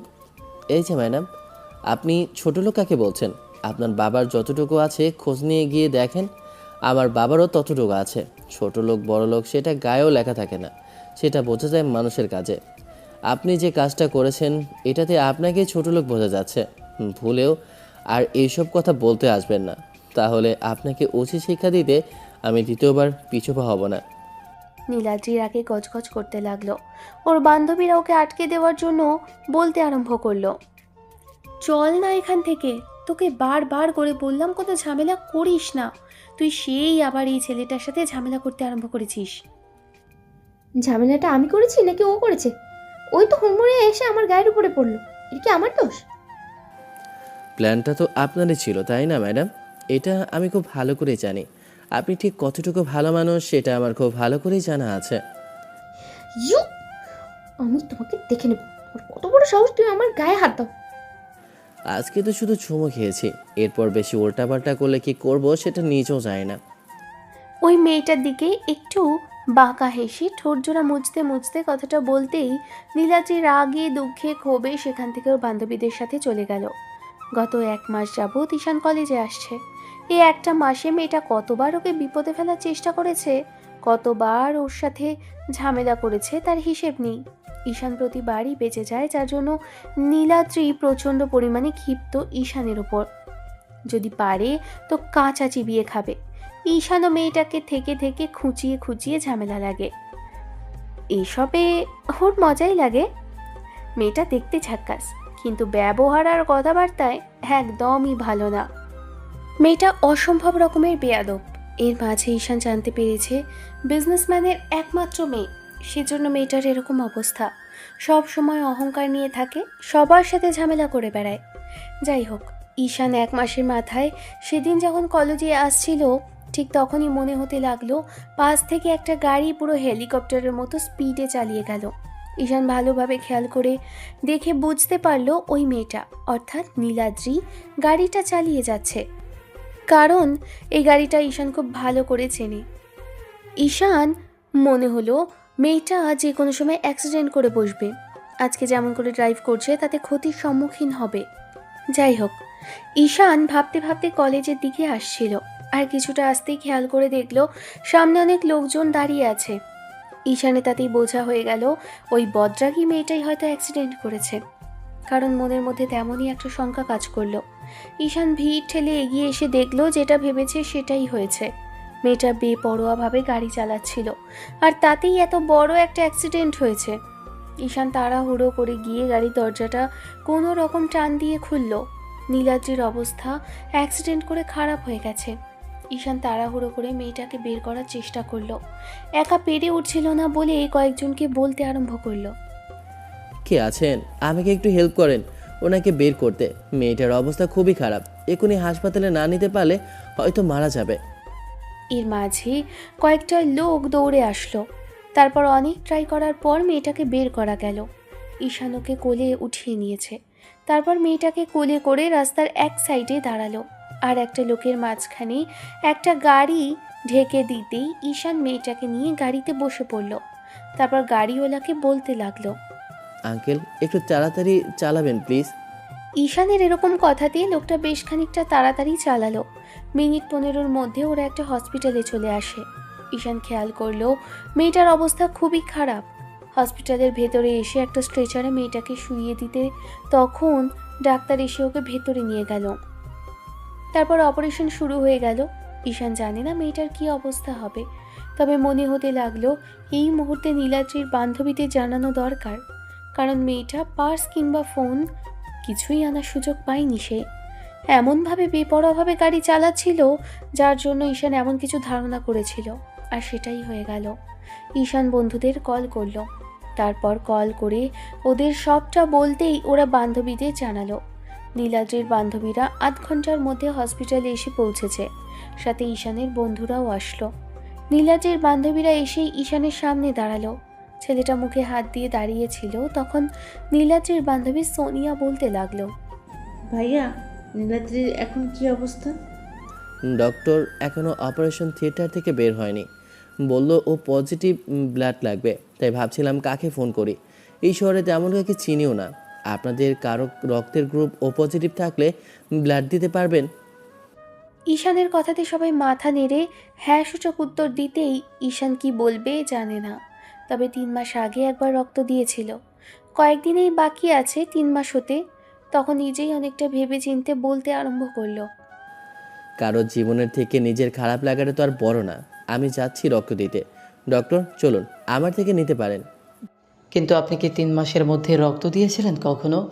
কয়েকদিন বাকি আছে, আপনাকে এসব নিয়ে ভাবতে হবে না। এসবে কিছু সমস্যা হবে না। আগে ওনার জীবনটা বাঁচান। আপনি বুঝতে পারছেন আপনার কত বড় সমস্যা হতে পারে? খামোখা এরকম করে চেতনা করে অন্য কোথাও অন্য কাউকে খুঁজুন। আপনারা ওনার ক্ষতস্থানটা ড্রেসিং করে ব্যান্ডেজ করে দিচ্ছি, আর রক্ত দিলে উনি সুস্থ হয়ে যাবেন। আর না করবেন না তো ডক্টর। আসলে উনি বাবা মায়ের একমাত্র সন্তান। ওনার কিছু হয়ে গেলে ওনার বাবা মা একা হয়ে পড়বে। ডক্টর এবার বিষয়টা বুঝতে পারলে ঈশানকে নিয়ে ভেতরে গেল। নীলাদ্রির বান্ধবীরা ঈশানের দিকে অবাক চোখে তাকিয়ে রইল। ভাবতে পারিনি ওদের বান্ধবী গত 1 মাস যাবৎ যে ছেলেটার সাথে একদম যা ইচ্ছে তাই ব্যবহার করছে, সেই ছেলেটা আজকে রাস্তা থেকে ওর বান্ধবীকে নিজের দায়িত্ব নিয়ে হসপিটালে আনলো, আবার নিজে থেকে রক্তও দিচ্ছে। ছেলেটা 3 মাসের মধ্যেই রক্ত দিয়েছিল, 3 মাসটাও সম্পূর্ণ হয়নি। নিজের খারাপের কথা না ভেবে ওকে রক্ত দিতে ব্যস্ত হয়ে পড়ল। ঘণ্টাখানেক পরে ঈশান বাইরে আসতেই বন্ধুরাও ওকে নিয়ে একটা জায়গায় ধরে বসিয়ে দিল। একটু বাদে ডক্টর আসতেই ঈশান বলতে আরম্ভ করলো, আপডেট কি ডক্টর? এখন উনি ভালো আছেন, আর ঘুমের ইঞ্জেকশন দেওয়া হয়েছে। কেটে ছিঁড়ে গেছে তো শরীরে যন্ত্রণা করবে, তাই আর কি ঘুমের ইঞ্জেকশন দেওয়া হয়েছে। জ্ঞান ফিরতে সময় লাগবে, তারপরেও আমরা আর একটু দেরি করেই চাইছি জ্ঞানটা ফিরো, তাতে ওনার জন্যই ভালো হবে। ডক্টর চলে গেল। এবার ঈশান হসপিটালে বিলটা মেটানোর জন্য একটা বন্ধুকে পার্স থেকে কার্ড বের করে পিনটা বলে দিয়ে বলল, হসপিটালের বিলটা দিয়ে আয়। নীলাদ্রির বান্ধবীরা যতই ঈশানকে দেখছে তত বেশি অবাক হচ্ছে। ভাবতেও পারিনি ছেলেটা এতটা হেল্প করবে। তার উপর আবার এখন হসপিটালের বিলটাও নিজে থেকে দিবে। তখন ওর একটা বান্ধবী বলতে আরম্ভ করলো, থাক না ভাইয়া, বিলটা দিতে হবে না। নীলাদ্রির আব্বু আম্মু চলে আসবে, আমরা কল করে দিয়েছি, ওরা আসলে বিলটা দিয়ে দিবে। দরকার নেই, আমি দিতে পারবো, আমার কাছে যথেষ্ট পরিমাণে টাকা আছে। থাক না ভাইয়া, এত করলেন নীলাদ্রির জন্য, আবার এখন হসপিটালের টাকাও দিয়ে দিচ্ছেন, এগুলো কি খুব বেশি প্রয়োজন আছে? নিজের দায়িত্ব নিয়ে যখন এনেছি তাহলে না হয় আরেকটু দায়িত্ব পালন করি। যা, বিলটা দিয়ে আয়। মিনিট 15 বাদে নীলাদ্রির বাবা মা আসলো। তারপর এসেই কান্নাকাটি জুড়ে দিল। নীলাদ্রির বান্ধবীরা সব কিছু বলল। সব শোনার পর নীলাদ্রির আব্বু ঈশানের একটা হাত ধরে কিছুক্ষণ কাঁদল। ঈশান ভদ্রলোককে আশ্বস্ত করে বলতে লাগলো, আঙ্কেল, কান্নাকাটি করবেন না, যেটা হয়েছে সেটার জন্য ওপরওয়ালার কাছে দোয়া করুন আর সুস্থতা কামনা করুন। আপনার মেয়ে সুস্থ হয়ে যাবে। তোমাকে কি বলে ধন্যবাদ দেব জানি না। কাজের ব্যস্ততা দেখে মেয়েটার খেয়াল রাখতে পারিনি, যার জন্য এত বদমেজাজি হয়েছে। ওকে ওকে আমরা কন্ট্রোলে রাখতে পারি না, সব সময় রাগ যে তার অহংকার নিয়েই থাকে। এত অহংকারী মেয়েটাকে যে কার হাতে তুলে দেব জানি না। আজকে সকালে ওর আম্মুর সাথে রাগারাগি করে বাসা থেকে বেরিয়েছে, আর একটু আগেই ওর বান্ধবীদের থেকে জানতে পারলাম মেয়েটা এমন একটা বাজে পরিস্থিতির মুখে এসে পড়েছে। ঈশান ভদ্রলোকের সাথে আরও কিছুক্ষণ কথা বলে বন্ধুদের সাথে চলে গেল। ভাবলো হসপিটালে আর থাকাটা ঠিক হবে না, অনেকক্ষণ যাবৎ হসপিটালে আছে। ঈশান বাসায় ফিরতেই আম্মু বিষয়টা জিজ্ঞেস করলো। আজকে আসলে লেট হওয়ার কারণটা, কলেজে তো যেতেই পারেনি, সেটা মুখে বলতে পারলো না। এবার আম্মু যখনই জিজ্ঞেস করলো কি হয়েছিল, তখন ঈশান সবটাই খুলে বলল। সব শোনার পর আম্মু বলতে লাগলো, মাঝে মাঝে আমার খুব গর্ব হয় তোমাকে নিয়ে, জানো আব্বু, আমি ভাবতেও পারি না যে আমি এরকম একটা ছেলেকে পেটে ধরেছিলাম, যে কিনা মানুষের বিপদে তাদের জন্য এগিয়ে যায়। আম্মু, এটা আমার কর্তব্য ছিল। তাছাড়া মেয়েটা আমার চেনা পরিচিত, ও আমার সাথে যাই করুক না কেন, তাতে আমি মনে করি না যে ওর উপর আমি রাগ দেখিয়ে ওর সাথে কোনো মিসবিহেভ করতে পারি। আমার সাথে যা খুশি তাই করতে পারে, তাতে আমার কিছুই যায় আসে না। মানুষ হিসেবে আমার দায়িত্ব ছিল যেটা, সেটা আমি পালন করেছি। কিন্তু আমার মনে হচ্ছে না শুধু দায়িত্ব পালন করছো, দায়িত্বের বাইরেও মনে হয় কিছু একটা তুমি করে এসেছো। মানে কি বলতে চাইছো আম্মু? বলতে চাইছি যে মেয়েটাকে মনে হয় আমার ছেলের মনে ধরেছে, সেজন্য এত হেল্প করলো। আচ্ছা আব্বু, মেয়েটা দেখতে কেমন আমাকেও বলো, আমরা হবু বৌমাকে গিয়ে দেখে আসি। ওর আব্বুও তো তোমার প্রশংসা করেছে, তার উপরে যদি জানতে পারে সেই ছেলেই আবার তার মেয়েকে বিয়ে করতে চায়, তাহলে এক পেয়ে রাজি হয়ে যাবে। তাই বলছি কি, দেখতে কেমন আমাদেরকেও একটু দেখাও, আমরা বৌমাকে দেখে আসি। আম্মু, তুমিও না কিসব আজে বাজে কথা বলো। ওরকম বদমেজাজি আর বদরাগী একটা মেয়েকে কেউ ছেলের বউ করে আমার জানা নেই। এরকম মেয়েকে আমি আশা করি না নিজের লাইফে। বড়লোকের মেয়ে, তার উপর বাবা মায়ের শাসনটা কখনো পায়নি, সব সময় নিজের মতো করে এলোমেলোভাবে ঘোরাফেরা করেছে। এদেরকে একটু ভালোবাসলেই দেখবে একদম শান্ত নদীর মতো হয়ে যাবে। যে ভালো হবার নয় সে সারা জীবনেও শোধরাতে পারবে না নিজেকে। তাতে কি, বিয়ের আগে মেয়ে মানুষ এরকম একটু একটু উড়নচণ্ডী হয়ে থাকে, সবাই তো আর একদম পারফেক্ট হয়ে জন্ম নেয় না। তাতে কি, বিয়ের আগে মেয়ে মানুষ এরকম একটু একটু উড়নচণ্ডী হয়ে থাকে, সবাই তো আর একদম পারফেক্ট হয়ে জন্ম নেয় না। বিয়ের পর না হয় তুমি বুঝিয়ে শুনিয়ে ঠিক করে নিও। আম্মু, আর মজা করো না তো, অনেক টায়ার্ড লাগছে, রক্ত দিয়ে এসে অস্থির লাগছে, আমাকে একটু খাইয়ে দাও তো। ঈশান রুমে এসে ফ্রেশ হলো। এর মাঝে আম্মুর জন্য খাবার নিয়ে আসলো, নিজেও হাতে খাওয়ালো আর মেয়েটা সম্পর্কে জিজ্ঞেস করলো। ঈশান অনেক কথাই বলল, তবে মেয়েটাকে ওর পছন্দ কিনা আম্মু সেটা বুঝতে পারলো না। পছন্দ হবার কথাও নয়, এমন একটা রাগী মেয়েকে নিয়ে ঈশান ভাবেও নি। তবে মনে হচ্ছে না আজকের পর থেকে মেয়েটা ওর সাথে আবার কখনো ঝামেলা করবে। তবে ওর বান্ধবীদের আসার সময় বলে এসেছে যেন এসব কিছু না জানায়, তাহলে হয়তো ওকে সিম্প্যাথি দেখাবে। ঈশান চায় না তেমন কিছু হোক।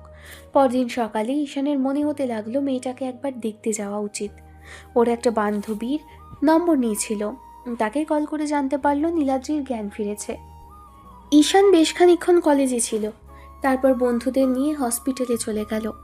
একটু বাদেই হসপিটালে এসে পৌঁছলো। তারপর নীলাদ্রির কেবিনটার সামনে আসলো। এসে দেখলো ওর আম্মু সবে মাত্র কেবিনে যাচ্ছে, হয়তো ভদ্রমহিলা একটু আগেই এসেছে।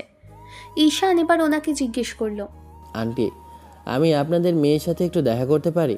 আই মিন নীলাদ্রির সাথে। নীলাদ্রির জ্ঞান ফিরেছে, তারপর থেকে আসা হয়নি। আসলে কাল ওরকম করেই রেখে চলে গেলাম, তাই আজকে দেখতে আসলাম। সে কি বাবা, এরকম করে বলতে হয় নাকি?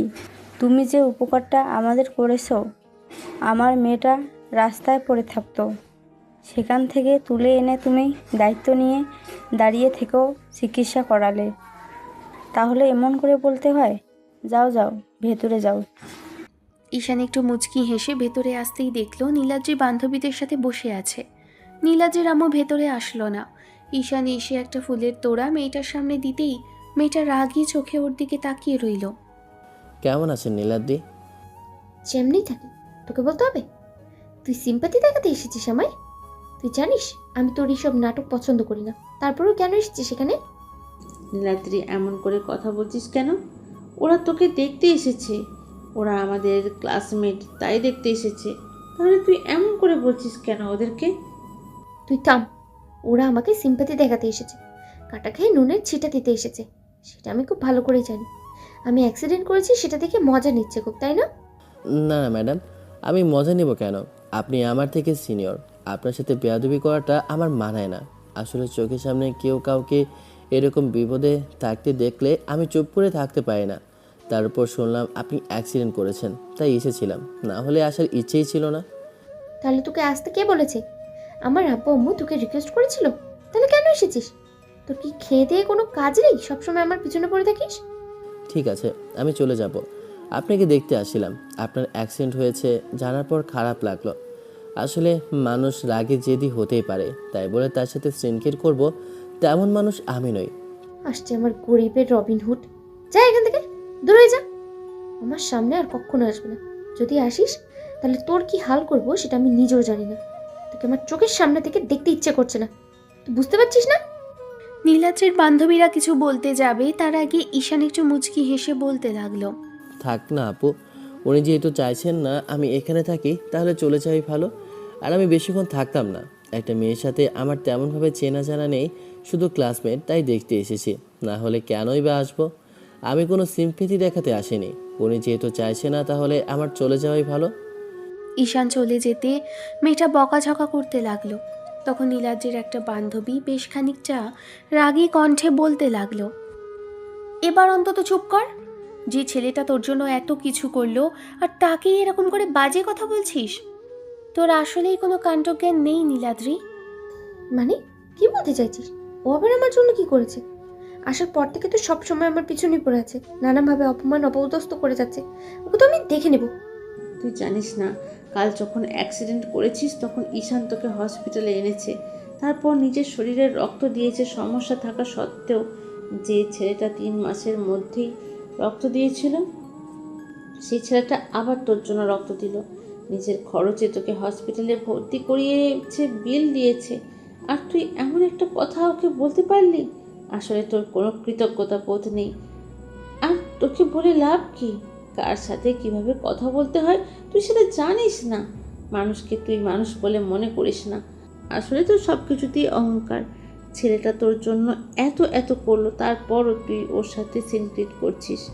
ঈশান চাইলে তোকে শাস্তি দিতে পারতো না? কাল চলে যেতে পারতো না? তুই বেঁচে থাকতেই কখনোই বাঁচতি না? তোর আব্বু ওকে কত কৃতজ্ঞতা জানিয়েছে জানিস? জানিস মানুষ বাঁচার জন্য তো কত কষ্ট করে? সেখানে তুই জানতি না যে আজকের দিনটা তোর জীবনে আসবে কিনা। সেখানে ঈশান নিজে থেকে তোকে বাঁচালো, আর তুই ছেলেটাকে এমন করে অপমান করে তাড়িয়ে দিলি? ন্যূনতম কৃতজ্ঞতা বোধটাও তোর নেই, আর থাকবেই বা কী করে? তুই এখনো নিজের অহংকার নিয়ে আছিস। এখনো সময় আছে, ভালো হয়ে যা। ভালো হতে বেশি দিন সময় লাগে না। ভালো হলে দেখবি মানুষ তোকেও ভালোবাসবে, আর তোর ভালো কাজগুলোর কথা মনে রাখবে। ঈশানকে সবাই পছন্দ করে। কলেজে গিয়ে তুই ওর সম্পর্কে জানার চেষ্টা করে দেখ। এমন কোনো মেয়ে থেকে শুরু করে ছেলে নেই যে ওকে পছন্দ করে না। সবাই ওর সাথে ফ্রেন্ডশিপ করতে চায়, আর সেখানে তুই ওকে সব সময় অপমান করিস।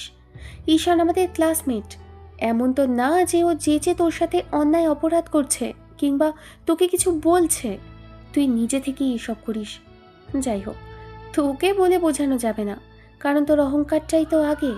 কে তোকে বাঁচালো, কে তোর জন্য কতটুকু করলো, সেটা তুই ধরে রাখবি না, তুই ধরে রাখবি তোর ইগোটাকে। মাঝখানে পেরিয়ে গেছে পুরো একটা মাস। এই একটা মাসে নীলাদ্রি অনেকটাই সুস্থ হয়েছে, তবে কপালের কাটা দাগটা এখনও স্পষ্ট, যার জন্য এখনও সেখানে ব্যান্ডেজ আছে। নীলাদ্রি ভাবলো এরপর থেকেই কলেজে যাওয়া শুরু করবে। পরদিন নীলাদ্রি বান্ধবীদের কল করলো ওকে একটু নিয়ে যাওয়ার জন্য। বান্ধবীরা আসলো, তবে ওকে বলল যেন কোনো ঝামেলা না পাকায়। নীলাদ্রি সবার সাথে কলেজে আসলো, তবে আজকে আর সেই আগের দিনগুলোর মতো ওরকম টাইট ফিটিং ড্রেসগুলো পরে আসেনি। আজকে সুন্দর একটা থ্রি পিস পরেছে, বেশ ঢিলে ঢালা, দেখতে সুন্দর লাগছে মেয়েটাকে। তবে কপালের কিছু কাটা জায়গাটা এখনও খানিকটা ব্যান্ডেজ করা আছে, যার জন্য দেখতে আরও কিউট লাগছে। মুখটা মলিন হয়ে আছে। ঈশান ক্যাম্পাসে বসে বন্ধুদের সাথে আড্ডা দিচ্ছিল। এর মাঝখানে নীলাদ্রিকে ঢুকতে দেখে বেশ কিছুক্ষণ ওর দিকে তাকিয়ে থেকে আবার বন্ধুদের সাথে আড্ডা দেওয়ায় মনোযোগ দিল। তখন ঈশানের একটা বন্ধু বলতে লাগলো, ঈশান দোস্ত দেখ, তোর ম্যাডাম এসেছে। আমার ম্যাডাম মানে কিসব বাজে কথা বলছিস? তোর কিন্তু কানের নিচে খাবার ইচ্ছে হয়েছে। তা নয়তো কি? তাছাড়া তোদের যেভাবে ঝামেলা হচ্ছে তাতে দুদিন বাদে দেখা যাবে তোদের মাঝে সম্পর্ক হয়ে গেছে। শোন বন্ধু, ঝামেলা করতে করতেই প্রেম ভালোবাসার সৃষ্টি হয়, আজ বাদে কাল তোমাদেরও হবে, তাই এইসব নিয়ে রাগ করার কিছু নেই। আর দেখো ম্যাডাম কিভাবে তাকিয়ে আছে, দেখেই মনে হচ্ছে কাউকে খুব করে খুঁজছে। আমার ম্যাডাম মানে কিছু বাজে বাজে কথা বলছিস? তোর কিন্তু কানের নিচে খাবার ইচ্ছে করেছে, ওর যা ইচ্ছা তাই করুক, তাতে আমার কিছু যায় আসে না।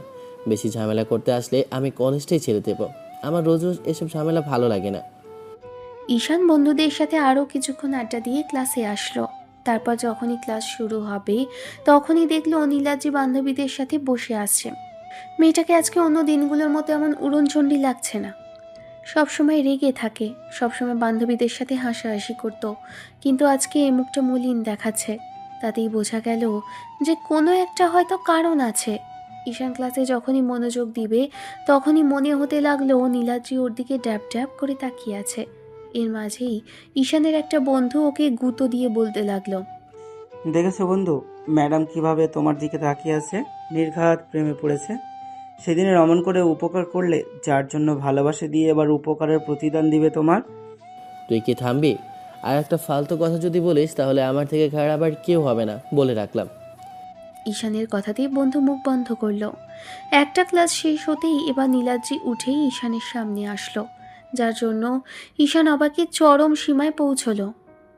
মেয়েটাকে ইগনোর করে ঈশান ক্লাসরুমের বারান্দায় গিয়ে দাঁড়ালো। ওর বন্ধুরাও আসলো। একটা বন্ধু প্রশ্ন করলো, কিরে, তুই মেয়েটাকে ইগনোর করে চলে আসলি কেন? ও তো তোকে মনে হয় পছন্দ করে, তোর সাথে এসব বিষয় নিয়ে কথা বলবে, আর তুই কি না? আর একটা ফালতু কথা বলে লাথি মেরে এখান থেকে তাড়াবো, ইডিয়েট। তোকে কে বলেছে ও আমাকে পছন্দ করে? ও আমার সাথে সবসময় ঝামেলা করার জন্যই উঠে পড়ে লেগে আছে, আর তুই বলছিস ও আমাকে পছন্দ করে? ঈশান কথাগুলো শেষ করতে পারল না, তার আগেই নীলাদ্রি কণ্ঠস্বরটা ভেসে আসলো।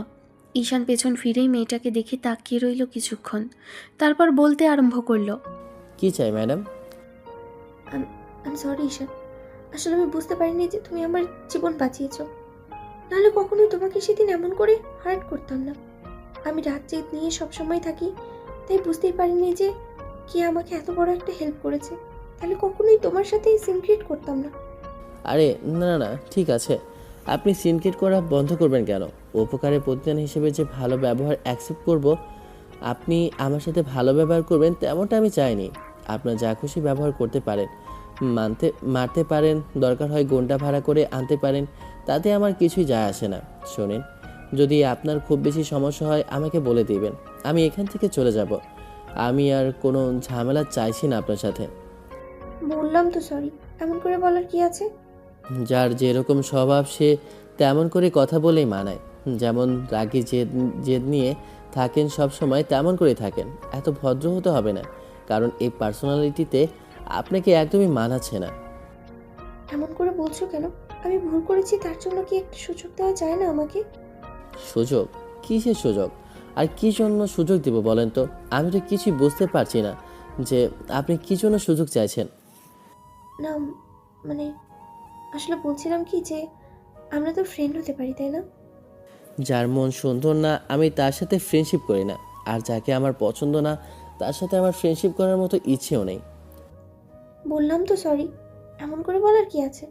এমন রাগ দেখাচ্ছ কেন? আমি কি ইচ্ছে করে করেছি নাকি? আমি জানতাম না। আমি নাকি আপনার কাটাকে নুনে ছিটা দিতে গেছি, তারপর সিম্পিতি দেখাতে গেছি? আমি এগুলো কিছুই করতে চাই না। আপনার যেমন থাকতে ইচ্ছা করে তেমনি থাকুন, আমার সাথে ফ্রেন্ডশিপ করার জন্য এসব নাটক করতে হবে না। নীলাদ্রি মাথা নিচু করে রইল। এর মাঝেই ঈশানের একটা বন্ধু বলতে আরম্ভ করলো। আপুটা তোমার সাথে কথা বলতে চাইছে, আর তুই খামোকা রাগ দেখাচ্ছিস। এরকম করার কি খুব বেশি প্রয়োজন আছে? যেটা হয়েছে সেটা ভুলে যা, আর ফ্রেন্ডশিপটা করে নিলেই তো হয়। যার মন সুন্দর না তার মতো মানুষের সাথে আমি কথা বলি না, এইটুকু কথা বলেছি সেটাই বেশি। আর সেদিন হসপিটালে কত অপমান করেছে তোদের মনে নেই? ছোট লোক কেউ খ্যাত যা ইচ্ছে তাই বলেছে, আর এর মাঝখানে প্রতিনিয়ত আমাকে এত এত অপমান করেছে যেটা আমার কাছে অসহ্য লাগছে। এখন আমি ওনার সাথে আর কোনো প্রকার কথা বলতে চাই না, ওনার যা খুশি তাই করুক। ঈশান সেখান থেকে চলে যেতে গেলে নীলাদ্রি এবার যেটা করলো সেটার জন্য ঈশান প্রস্তুত ছিল না। মেয়েটা ওর হাত ধরে বসলো। ঈশান ভাবেনি নীলাদ্রি এমন একটা কাজ করবে, কারণ মেয়েটা ওর একটা হাত ধরে রেখে মাথা নিচু করে বলতে লাগলো। আই এম সরি ঈশান, আমি ভুল করেছি। তার জন্য একটা সুযোগ দাও। আমি কথা দিচ্ছি আমি নিজেকে শুধরে নেব, দেখবে? আচ্ছা সুযোগ দিলাম, সুযোগ দিলে কি হবে বলুন তো? আমি ভালো মেয়ে হয়ে যাব, অনেক ভালো একজন ফ্রেন্ড হব তোমার, দেখবে? তারপর আর কেউ আমাকে বাজে বলতে পারবে না। আপনি কোনো অন্যায় করেননি, আপনার যেটা স্বভাব সেটা করেছিলেন, আর বাজে বলার কিছুই নেই ম্যাডাম। আপনি যেমন আছেন তেমনই থাকেন। আমার জন্য এইসব ড্রেস, তারপর হচ্ছে পার্সোনালিটি, নিজের স্বভাব চরিত্র আচরণ কিছু পরিবর্তন করতে হবে না। এতে মানুষ ভাববে যে আপনি আমার প্রেমে পড়েছেন। ঈশান সেখান থেকে চলে গেল। নীলাদ্রির বান্ধবীরা ওর দিকে কিছুক্ষণ যাবৎ তাকিয়ে রইল। তারপর একটা সময় বলতে লাগলো। হুটহাট করে মানুষের এরকম পরিবর্তন মানুষ মেনে নিতে পারে না, তাই ঈশান এমন কথা বলেছে। আজ বাদে কাল ঠিকই বুঝতে পারবে, দেখিস। আমি কি সত্যি এতটা খারাপ যার জন্য আমার সাথে একটু ফ্রেন্ডশিপ করা যেত না? তুই ফ্রেন্ডশিপ করার জন্য আজকে এরকম সেজে গুজে এসেছিস? আমরা তা জানতাম না, জানলে তো আগে থেকেই বুদ্ধি দিতাম। তাছাড়া ও তো ঠিকই বলেছে, তোর যে এরকম চিন্তা ভাবনা আর রাগ জেদ, তাতে করে যে কেউ তোকে এত সহজে বিশ্বাস করবে না। তুই সেদিন হসপিটালে যাওয়ার পর ছেলেটার সাথে যা ইচ্ছে তাই ব্যবহার করেছিস। ছেলেটা জুনিয়র বলে সিন ক্রিয়েট করেছিস, নাকি ওর সাথে প্রথম দিন থেকে ঝামেলা হয়ে আসছে দেখে করেছিস আমি জানি না, তবে এর জন্য ও অনেক কষ্ট পেয়েছে হয়তো। আমি তো সরি বলেই দিয়েছি, তারপর কি ওর একটু রাগ কমলো না? সরি বলে দিলেই কি সব সমস্যার সমাধান হয়ে যায়? সব কিছুর মূলে কি একটা সরি? যদি সব ভুল মাফ করে দেওয়া যেত তাহলে মানুষ খুন করে এসেও সরি বলতো। তাহলে এখন আমাকে কি করতে বলছিস তোরা? ভালোবাসবি, প্রেম করবি, তাই বলছি গাধা কোথাকার। কিন্তু আমি তো ওকে নিয়ে এত কিছু ভাবিনি, আর এসব কিছু চিন্তাও করিনি। ভাবিসনি, এখন থেকে ভাববি। ছেলেটা কি দেখতে খারাপ? কত হ্যান্ডসাম, সবার সাথে কত হাসি খুশিভাবে কথা বলে, আর সব সময় কেমন মানুষের উপকার করতে লেগে যায়। এমন করে পুরো একটা সপ্তাহ কেটেছে। নীলাদ্রি ঈশানের সাথে কথা বলার যতবারই চেষ্টা করলো ততবারই ঈশান মেয়েটাকে ইগনোর করে গেছে। তাতে নীলাদ্রি মনটা খারাপ হয়ে গেছে। বারবার করে ঈশানের সাথে কথা বলার চেষ্টা করেও যখন পারছিল না। সপ্তম দিনের মাথায় সেদিন ক্লাস ভর্তি সবার সামনেই ঈশানের সামনে দাঁড়িয়ে ফ্যাস ফ্যাস করে কেঁদে ফেলল। মেয়েটা আজকাল বেশ মার্জিত পোশাক পরে আসে, এর মাঝে বোরখা পরতে আরম্ভ করেছে, হিজাব পরতে শুরু করেছে। দেখতে বেশ কিউট লাগছে। এখন ভালোই সবার সাথে মিলেমিশে থাকার চেষ্টা করে, আর যাদের সাথে অন্যায় করেছিল সবাইকে নাকি সরি বলে দিয়েছে, যার জন্য ঈশান অবাকে চরম সীমায় পৌঁছেছে। ভাবতেও পারেনি যে মেয়েটা এত ভালো হয়ে যাবে। নীলাদ্রি এমন করে কান্না করে দিয়েছে দেখে ঈশান এবার তাড়াহুড়ো করে উঠে দাঁড়ালো। সবার দিকে একবার তাকিয়ে থেকে তারপর বলতে আরম্ভ করলো। এ কী অবস্থা? আপনি কাঁদছেন কেন? আমি আপনাকে কাদার মতো কোনো কথা বলেছি? আপনি জাস্ট আপনার সাথে ফ্রেন্ডশিপ করতে চাইনি। কি হয়েছে ঈশান, এরকম চুপ করে আছো যে? কেন করতে চাও না? আমি দেখতে খারাপ? বাদে আমি তোমার সাথে সিক্রেট করেছি, সেটার জন্য শাস্তি দাও। তারপরে এমন করে ইগনোর করো না। আমি কারো ইগনোরটা নিতে পারি না। আপু সারা জীবন টাকার পিছনে ছুটেছে, ইগনোর করে গেছে আমাকে। ছোটবেলা থেকে সেই জন্য ওদের উপরে আমার প্রচন্ড পরিমাণ রাগ। আমি কারোর সাথে ভালোভাবে কথাও বলি না। কিন্তু যেদিন থেকে তুমি আমাকে এমন করে বুঝিয়ে দিয়েছো যে আমি ভুল করেছি, সেদিন থেকে আমি ওদেরকেও সবটা বলেছি, আমার কষ্টের কথাগুলো জানিয়েছি। আমি ওদের দিকে খুব ভালোবাসা চাই, সেটাই বলেছি। আমার তো কিছু চাই না ঈশান, আমি শুধু চাই সবার সাথে একটু ভালো থাকতে। আমি নিজেকে পরিবর্তন করার চেষ্টা করছি, আর তুমি আমাকে বিশ্বাস করো না। ওকে ওকে, বিশ্বাস করলাম আর ফ্রেন্ডশিপও করছি, কিন্তু কান্নাকাটি করবেন না। ক্লাসের সবার সামনে এরকম কান্নাকাটি করলে দেখা যাবে আপনার সাথে আমাকে নিয়ে উল্টাপাল্টা কিছু একটা ভাবতে আরম্ভ করবে ওরা। যার যেটা চিন্তা ভাবনা তাকে তো ভাবতে দাও, আর ওরা ভাবলে তাতে আমার কিচ্ছু যায় আসে না। আমি তোমাকে পছন্দ করি মানে করি, ব্যাস। পছন্দ করেন মানে কি সব আবোল তাবোল কথা বলছেন আপনি? ফ্রেন্ড হিসেবে পছন্দের কথা বলেছি, তুমি কি এটুকু বুঝতে পারো না? ওকে ঠিক আছে, কান্নাকাটি করবেন না, এখন চুপ করে এখানে বসুন। আর হ্যাঁ, আমরা ক্যান্টিনে গিয়ে কথা বলবো, কিন্তু তার জন্য ক্লাসটা শেষ হতে দিন। আর কান্নাকাটি করবেন না প্লিজ। না, আমি বিশ্বাস করবো না। তুমি যতক্ষণ পর্যন্ত না ক্যান্টিনে গিয়ে আমার সাথে কথা বলবে, ততক্ষণ পর্যন্ত না ফ্রেন্ডশিপ করবে, ততক্ষণ পর্যন্ত আমি তোমার কোনো কথা বিশ্বাস করবো না। চলো এক্ষুনি আমার সাথে যাবে। নীলাদ্রির কাছে আর কথাগুলো বলছে, যার জন্য ঈশান চুপ করে রইল। এবার বন্ধুরা ঈশানকে যেতে বলতেই নীলাদ্রি তখন ওর একটা হাত ধরল। ঈশান উপায় না পেয়ে উঠে গেল। ঈশান বন্ধুদের ইশারা করলো সাথে যেতে, তখন বন্ধুরাও পেছন পেছন আসলো। ঈশান ভাবলো মেয়েটা আবার কি পাগলামি করছে, আবার কি সব ভাবনা চিন্তা করছে কে জানে, হয়তো আবার নতুন কোনো চাল চালছে কিনা। সিনিয়র একটা মেয়ে কিনা জুনিয়র একটা ছেলের জন্য এইরকম ফ্যাস ফ্যাস করে কাছে, সেটা যদি লোকজন জানতে পারে তাহলে কি হবে বলুন তো? যা খুশি তাই হোক, তারপরেও তুমি আমাকে আপনি করে বলতে পারবে না। তাহলে কি করে বলবো? তুমি কিংবা নাম ধরে রাখবে, আমরা ফ্রেন্ড না, তাই যেটা খুশি সেটাই বলে রাখবে। তারপরেও আপনি চলবে না। ঈশান এবার ওয়েটারকে ডাক দিতেই ওয়েটার এসে জিজ্ঞেস করলো কি খাবে। ঈশান মেয়েটাকে অর্ডার দিতে বললে নীলাদ্রি আইসক্রিমের কথা বলল। আইসক্রিমের জন্য যে মেয়েটা এত পাগল ঈশান জানতো না। যতক্ষণ না ওয়েটার আইসক্রিম দিয়ে গেল, তারপরই মেয়েটা গপা গপ আইসক্রিম খেতে লাগলো। নীলাদ্রি নাক টেনে টেনে আইসক্রিম খাচ্ছে আর কথা বলছে ঈশানের সাথে। বেশ আদুরে দেখতে লাগছে মেয়েটাকে। ঈশান এক ধ্যানে মেয়েটার দিকে তাকিয়েছিল। দুজনে ক্লাস বাঙ্ক মেরে ক্যান্টিনে বসে আছে। নীলাদ্রির সাথে অনেকক্ষণ যাবৎ আড্ডা দিল, যার জন্য মেয়েটা বেশ খুশি। নীলাদ্রির বান্ধবী আর ঈশানের বন্ধুরা আসলো, একটু বাদে ওদের সাথেও কথা বলে। ঈশান বিদায় নিয়ে যখনই চলে আসবে, তখন নীলাদ্রি বলতে লাগলো, আমাকে তোমার নাম্বারটা দিবে না? নাম্বার তোমার বান্ধবীদের কাছে আছে, ওদের থেকে নিয়ে নিও। ঈশান চলে যাচ্ছিল, তখন নীলাদ্রি বলতে লাগলো, আমাকে বাসায় পৌঁছে দাও। হ্যালো ম্যাডাম, একদিনে এত কিছু ঠিক না, মানুষ উল্টাপাল্টা ভাববে। আর আপনার আব্বু আম্মু বাসার সামনে আমাকে দেখলে ভাববে আপনার সাথে আমার রিলেশন চলছে। ভাবতে দাও, যার যা খুশি ভাবো। তুমি আমাকে পছন্দ করো না, নাহলে উল্টাপাল্টা ভাবলো, তাহলে এমন কি আর যায় আসে? না, আমি আপনাকে নিয়ে কোনোদিন ভাবিনি, তাহলে পছন্দ করবে কি জন্য? নীলাদ্রি বাচ্চাদের মতো ঠোঁট ভেটকিয়ে দাঁড়িয়ে রইল। ঈশান মেয়েটার এমন বাচ্চা সুলভ কাণ্ডে ফিক করে হেসে ফেলল। তারপর মেয়েটার সাথে বাইকের কাছে আসতেই, বাইক স্টার্ট করতেই মেয়েটা উঠে বসে পেছন থেকে ওকে এক হাতে জড়িয়ে ধরল। ঈশান বাইক ড্রাইভ করতে আরম্ভ করলে নীলাদ্রি নানান কথা বলতে লাগলো। ঈশান ওকে জিজ্ঞেস করলো, আব্বু আম্মুর সাথে সম্পর্ক ঠিক আছে এখন? একদম ঠিক আছে, ওরাও বলেছে এখন থেকে আর কিচ্ছু করবে না, আমাকে সময় দেবে। আমি যখন যেটা চাইবো সেটাই দিব। তুমি কি বললে? সারা জীবন তো যা চেয়েছি তাই পেয়েছি, এখন আর কিছু প্রয়োজন নেই। চেয়েছি ওদের যখন বলবো, ওরা যেন তখন আমার একটু সময় দেয়। আমার সময় খুব প্রয়োজন, আমি আব্বু আম্মুকে বলে দিয়েছি।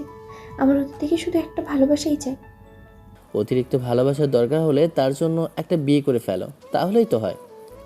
করতেই তো চাই, কিন্তু যাকে পছন্দ করি সে তো রাজি হয় না।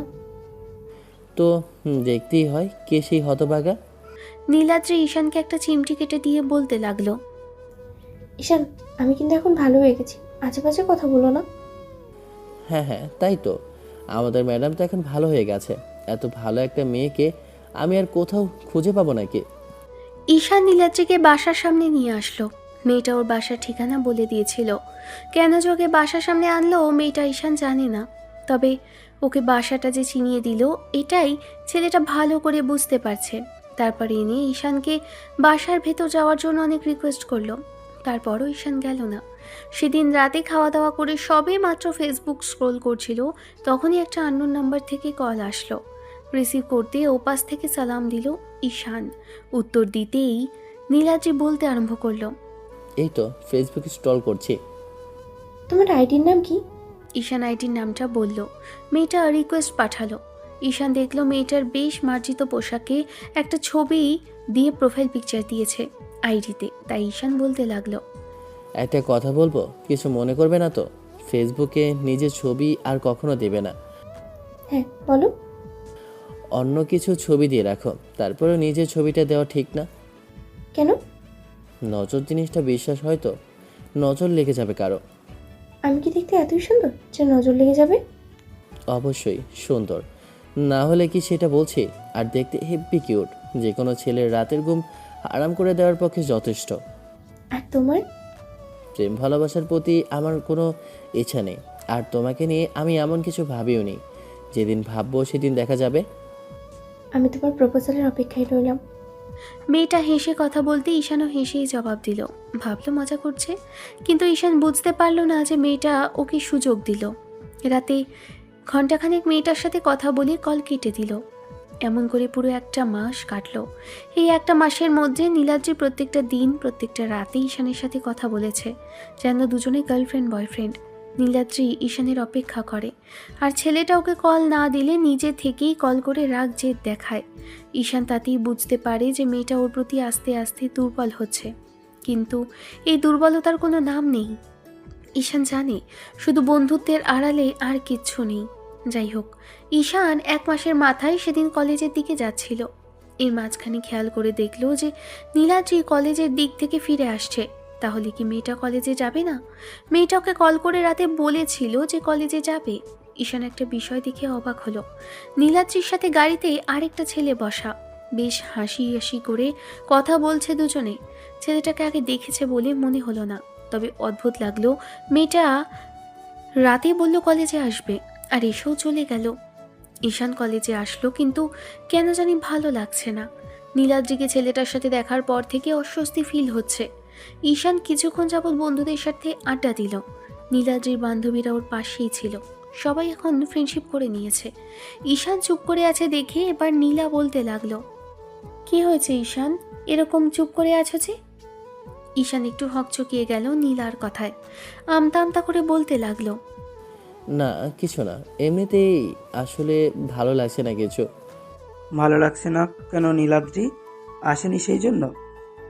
ও না, আসলে তার সাথে আমার ভালো না লাগার কি সম্পর্ক? ও আমাদের ফ্রেন্ড, এমন তো নয় যে আমার গার্লফ্রেন্ড কিংবা বউ যে ও না আসলে আমার খারাপ লাগবে। নেই হতে কতক্ষণ? তাছাড়া তোদের মাঝে যে কিছু একটা চলছে, তোমাদের দুজনের মাঝে যে রাত জেগে কথা হয়, আর তোমরা যে একজন আরেকজনকে ছাড়া কিছু বুঝতে পারো না, সেটা আমরা খুব ভালো করে জানি। ঈশান এখনো সময় আছে, বলে দাও। মেয়েটা মেয়েটা দেখতে অত্যধিক লেভেলে সুন্দরী। নিজের বান্ধবী বলে বলছি না, ছেলেরা আজকাল রোজ রোজ প্রপোজ করছে। এখন অনেকটা শান্ত স্বভাবের হয়ে গিয়েছে কিনা, সেই জন্য এত এত লাভ লেটার, এত এত প্রপোজাল পাচ্ছে। যদি মনে কোনো দুর্বলতা কিংবা ভালোবাসা থাকে, তাহলে অবশ্যই সম্পর্কটা করে ফেলো। তাছাড়া ওরা আব্বু আম্মু তোমাকে খুব পছন্দ করেছে। সেদিন ওদের কথায় যেটুকু বুঝতে পারলাম যে নীলাদ্রি যদি কাউকে পছন্দ করেও বিয়ে করে, তাতেও ওনাদের কোনো আপত্তি নেই, কারণ মেয়ের জন্য ওনারা পাগল। আর যবে থেকে তুমি বলেছ তো ওদেরকে সময় দিতে মেয়ের জন্য, তবে থেকে ওরা মেয়েকে সব সময় চোখে চোখে রাখে। ঈশান বেশ কিছুক্ষণ চুপ করে থেকে সেখান থেকে উঠে গেল। ঈশানের বন্ধুরা বুঝতে পারলো বিরক্তি লাগছে ছেলেটার এসব। ঈশানের কোনো একটা বিষয় নিয়ে হয়তো খুব বেশি মন খারাপ। বন্ধুরা এসে জিজ্ঞেস করলেও তেমন কিছু বলল না। দিন 2 গেল মাঝখানে। নীলাদ্রি তৃতীয় দিন কলেজে আসেনি, যার জন্য ঈশান চুপচাপই ছিল। রাতে কথা হলে ঈশান তেমন কিছু বলেনি। আজকাল মেয়েটা খুব বেশি ব্যস্ততা দেখাচ্ছে, ওকে কল করার সময় পাচ্ছে না। ঘটনাটা ঘটেছে 2 দিন আগে থেকে, যেদিন ওই ছেলেটার সাথে দেখলো। কেন জানি কিছুই ভালো লাগছে না। বারবার করে মনে হচ্ছে মেয়েটা ওই ছেলের সাথে কেন ঘুরতে গেল। ওকে বললেই তো হতো। আবার পরক্ষণে ভাবলো কোনো কাজিন হতে পারে। মনকে কিছুতেই মানাতে পারছিল না, যার জন্য নিজেকে স্থির করতে পারছিল না। 2 দিন পরে যখন নীলাদ্রি কলেজে আসলো, এসে দেখলো ওরা সবাই আড্ডাতে বসে আছে। নীলাদ্রি এসে সবার সাথে কথা বললেও ঈশান ওর দিকে একবার তাকালো না। কিছু একটা মনোযোগ দিয়ে ছেলেটা লেখালেখি করছে। নীলাদ্রি এসে ওর সামনে দাঁড়িয়ে রইল। তখন ঈশান একবার আর চোখে ওর দিকে তাকিয়ে থেকে চোখজোড়া ফিরিয়ে নিতেই নীলাদ্রি বলতে লাগলো, স্যার কি আমার উপরে রাগ করে আছেন কোনো বিষয় নিয়ে? ঈশান মাথা নেড়ে না সূচক উত্তর দিতে নীলাদ্রি ধপ করে গিয়ে ওর পাশে বসে পড়ল। তারপর একটা হাত জড়িয়ে ধরে বলতে লাগলো, তাহলে আমার সাথে কথা বলছেন না যে? ঈশান হাতটা ছাড়িয়ে নিয়ে আবার লেখালেখিতে মনোযোগ দিল। নীলাদ্রি এবার জোর করে খাতাটা ওর কাছ থেকে কেড়ে নিয়ে বলতে আরম্ভ করলো, কি সমস্যা তোমার? আমার থেকে এই খাতাটা গুরুত্বপূর্ণ হলো? আমি তোমার সাথে কথা বলছি আর তুমি এত ব্যস্ততা দেখাচ্ছ। ঈশান এবার একটু তাচ্ছিল্য করে ওর দিকে তাকিয়ে থেকে বলতে লাগলো, না, বলো, শুনছি। আসলে একজন একটা কবিতার কথা বলছিল, সেটাই ভাবছি আর লিখছিলাম। মেয়েটা কবিতা পড়ে মুগ্ধ হলো। এত সুন্দর লেখা, যেটা পড়ে নীলাদ্রি কিছুক্ষণ ছেলেটার দিকে তাকিয়ে রইল। ঈশান খাতাটা নিয়ে বাকি লেখাটা শেষ করতে লাগলো। নীলাদ্রি তখন হুটহাট করেই বলতে লাগলো, যেদিন ওই ছেলেটার সাথে দেখার পর থেকে কি রাগ করে আছো আমার উপরে? নীলাদ্রির কথাতে সবাই চোখ বড় বড় করে ওর দিকে তাকালো। ঈশান একটু মুচকি হেসে দিয়ে বলতে লাগলো, কোন ছেলে? আরে ওই দিন যে কলেজে আসার কথা বলে আসলাম না, চলে গেলাম, আসলে ওই ছেলেটা আমার। আমি এসব কিছু জানতেও চাইনি আর জিজ্ঞাসাও করিনি। আমার মনেই নেই যে কোন ছেলের সাথে আপনি ঘুরেছেন কিংবা কোথায় গিয়েছেন। রাগ তো অবশ্যই করেছো, জিজ্ঞাসা করলেন না যে ছেলেটা আর আমার কি হয়? আমার কোনো প্রয়োজন নেই জিজ্ঞাসা করার। আপনি আপনার পার্সোনাল লাইফে কাকে আনবেন কাকে বাদ দিবেন সেটা আমার দেখার বিষয় না। আমি এসব কিছু নিয়ে ভাবি না। যার যার ব্যক্তিগত ব্যাপার থাকতেই পারে, যেমনি আপনার থাকতে পারে তেমনি আমারও থাকতে পারে। খামোকা আমি এইসব নিয়ে ভাবি না। আমার বাইকে তোমার আবার কি পার্সোনাল লাইফ থাকতে পারে শুনি? থাকতে পারে না। আজ বাদে কাল বিয়ে করতে হবে, বউ বাচ্চা হবে, তাদের নিয়ে পার্সোনাল লাইফ থাকতে পারে না। কলেজের ফ্রেন্ড সাথে দেখা সাক্ষাৎ কলেজ পর্যন্তই। বাইরে গিয়ে যোগাযোগ থাকলেও মানুষ বিয়ে করে নিলে এসব নিয়ে ভাবে না, তাতে ভবিষ্যতে সমস্যা হয়। আমি অন্য কাউকে বিয়ে করবোই না, যদি করি তাহলে তোমাকেই করব। নীলাদ্রি সোজা কথা সোজাভাবে বলে দে না, তুই ঈশানকে পছন্দ করিস, এত ঘুরিয়ে পেঁচিয়ে বলার কি আছে? বান্ধবীর কথাতে নীলাদ্রি লজ্জা পেয়ে গেল। কাচুমাচু করতে লাগলো মেয়েটা। ঈশান একবার মেয়েটার দিকে তাকিয়ে থেকে তাচ্ছিল্য করে হেসে সেখান থেকে উঠে গেল। ঈশানের এমন ইগ্রনের কারণটা নীলাদ্রি বুঝতে পারল না, তবে ছেলেটা রেগে আছে সেটা ভালোই বুঝতে পারছে। মেয়েটা পেছন পেছন আসলো। ঈশান এসে একটা জায়গায় বসতেই নীলাদ্রিও পাশে বসলো। ক্লাসে স্যার ঢুকে গেলে ঈশান কোনো রকমে ক্লাসটা করে কারোর সাথে দেখা না করে বাসায় চলে গেল। নীলাদ্রি অনেকবার কল করার পরে ঈশান মেসেজ করে দিল, শরীরটা একটু খারাপ লাগছে তাই বাসায় চলে যাচ্ছি। কাল কলেজে আসলে দেখা হবে। নীলাদ্রি ঈশানকে আর বিরক্ত করলো না। সেদিন রাতে ঈশান কল রিসিভ করতেই দেখলো নীলাদ্রি মুখ কালো করে রেখেছে, কারণ ভিডিও কলে মেয়েটাকে তেমনই দেখা যাচ্ছে। ঈশান ভিডিও কলটা অফ করে দিতেই নীলাদ্রি বলতে লাগলো, ভিডিও অফ করলে কেন? এক্ষুনি আমার সামনে আসো, আমার তোমাকে দেখতে ইচ্ছে করছে। ঈশান, পরের জামাইকে আপনি দেখে কি করবেন? আবার আপনি? আরেকবার যদি আপনি বলো তাহলে কিন্তু আমার থেকে খারাপ আর কেউ হবে না, বলে দিলাম। আপনাকে আপনি বলাই ভালো। আর 2 দিন বাদে আমরা অচেনা হয়ে যাব, তাই না? তখন একজন আরেকজনকে দেখলেও চিনতেও পারবো না। এত বড় লোকের মেয়ের সাথে সম্পর্ক রাখারও সম্ভব না। আজ বাদে কাল বিয়ে হয়ে গেলে তার হাজবেন্ড এগুলো মানবে না। আমি অন্য কাউকে বিয়ে করবই না, যদি করি তাহলে তোমাকেই করব। ঈশান অবাক হয়ে তাকিয়ে রইল।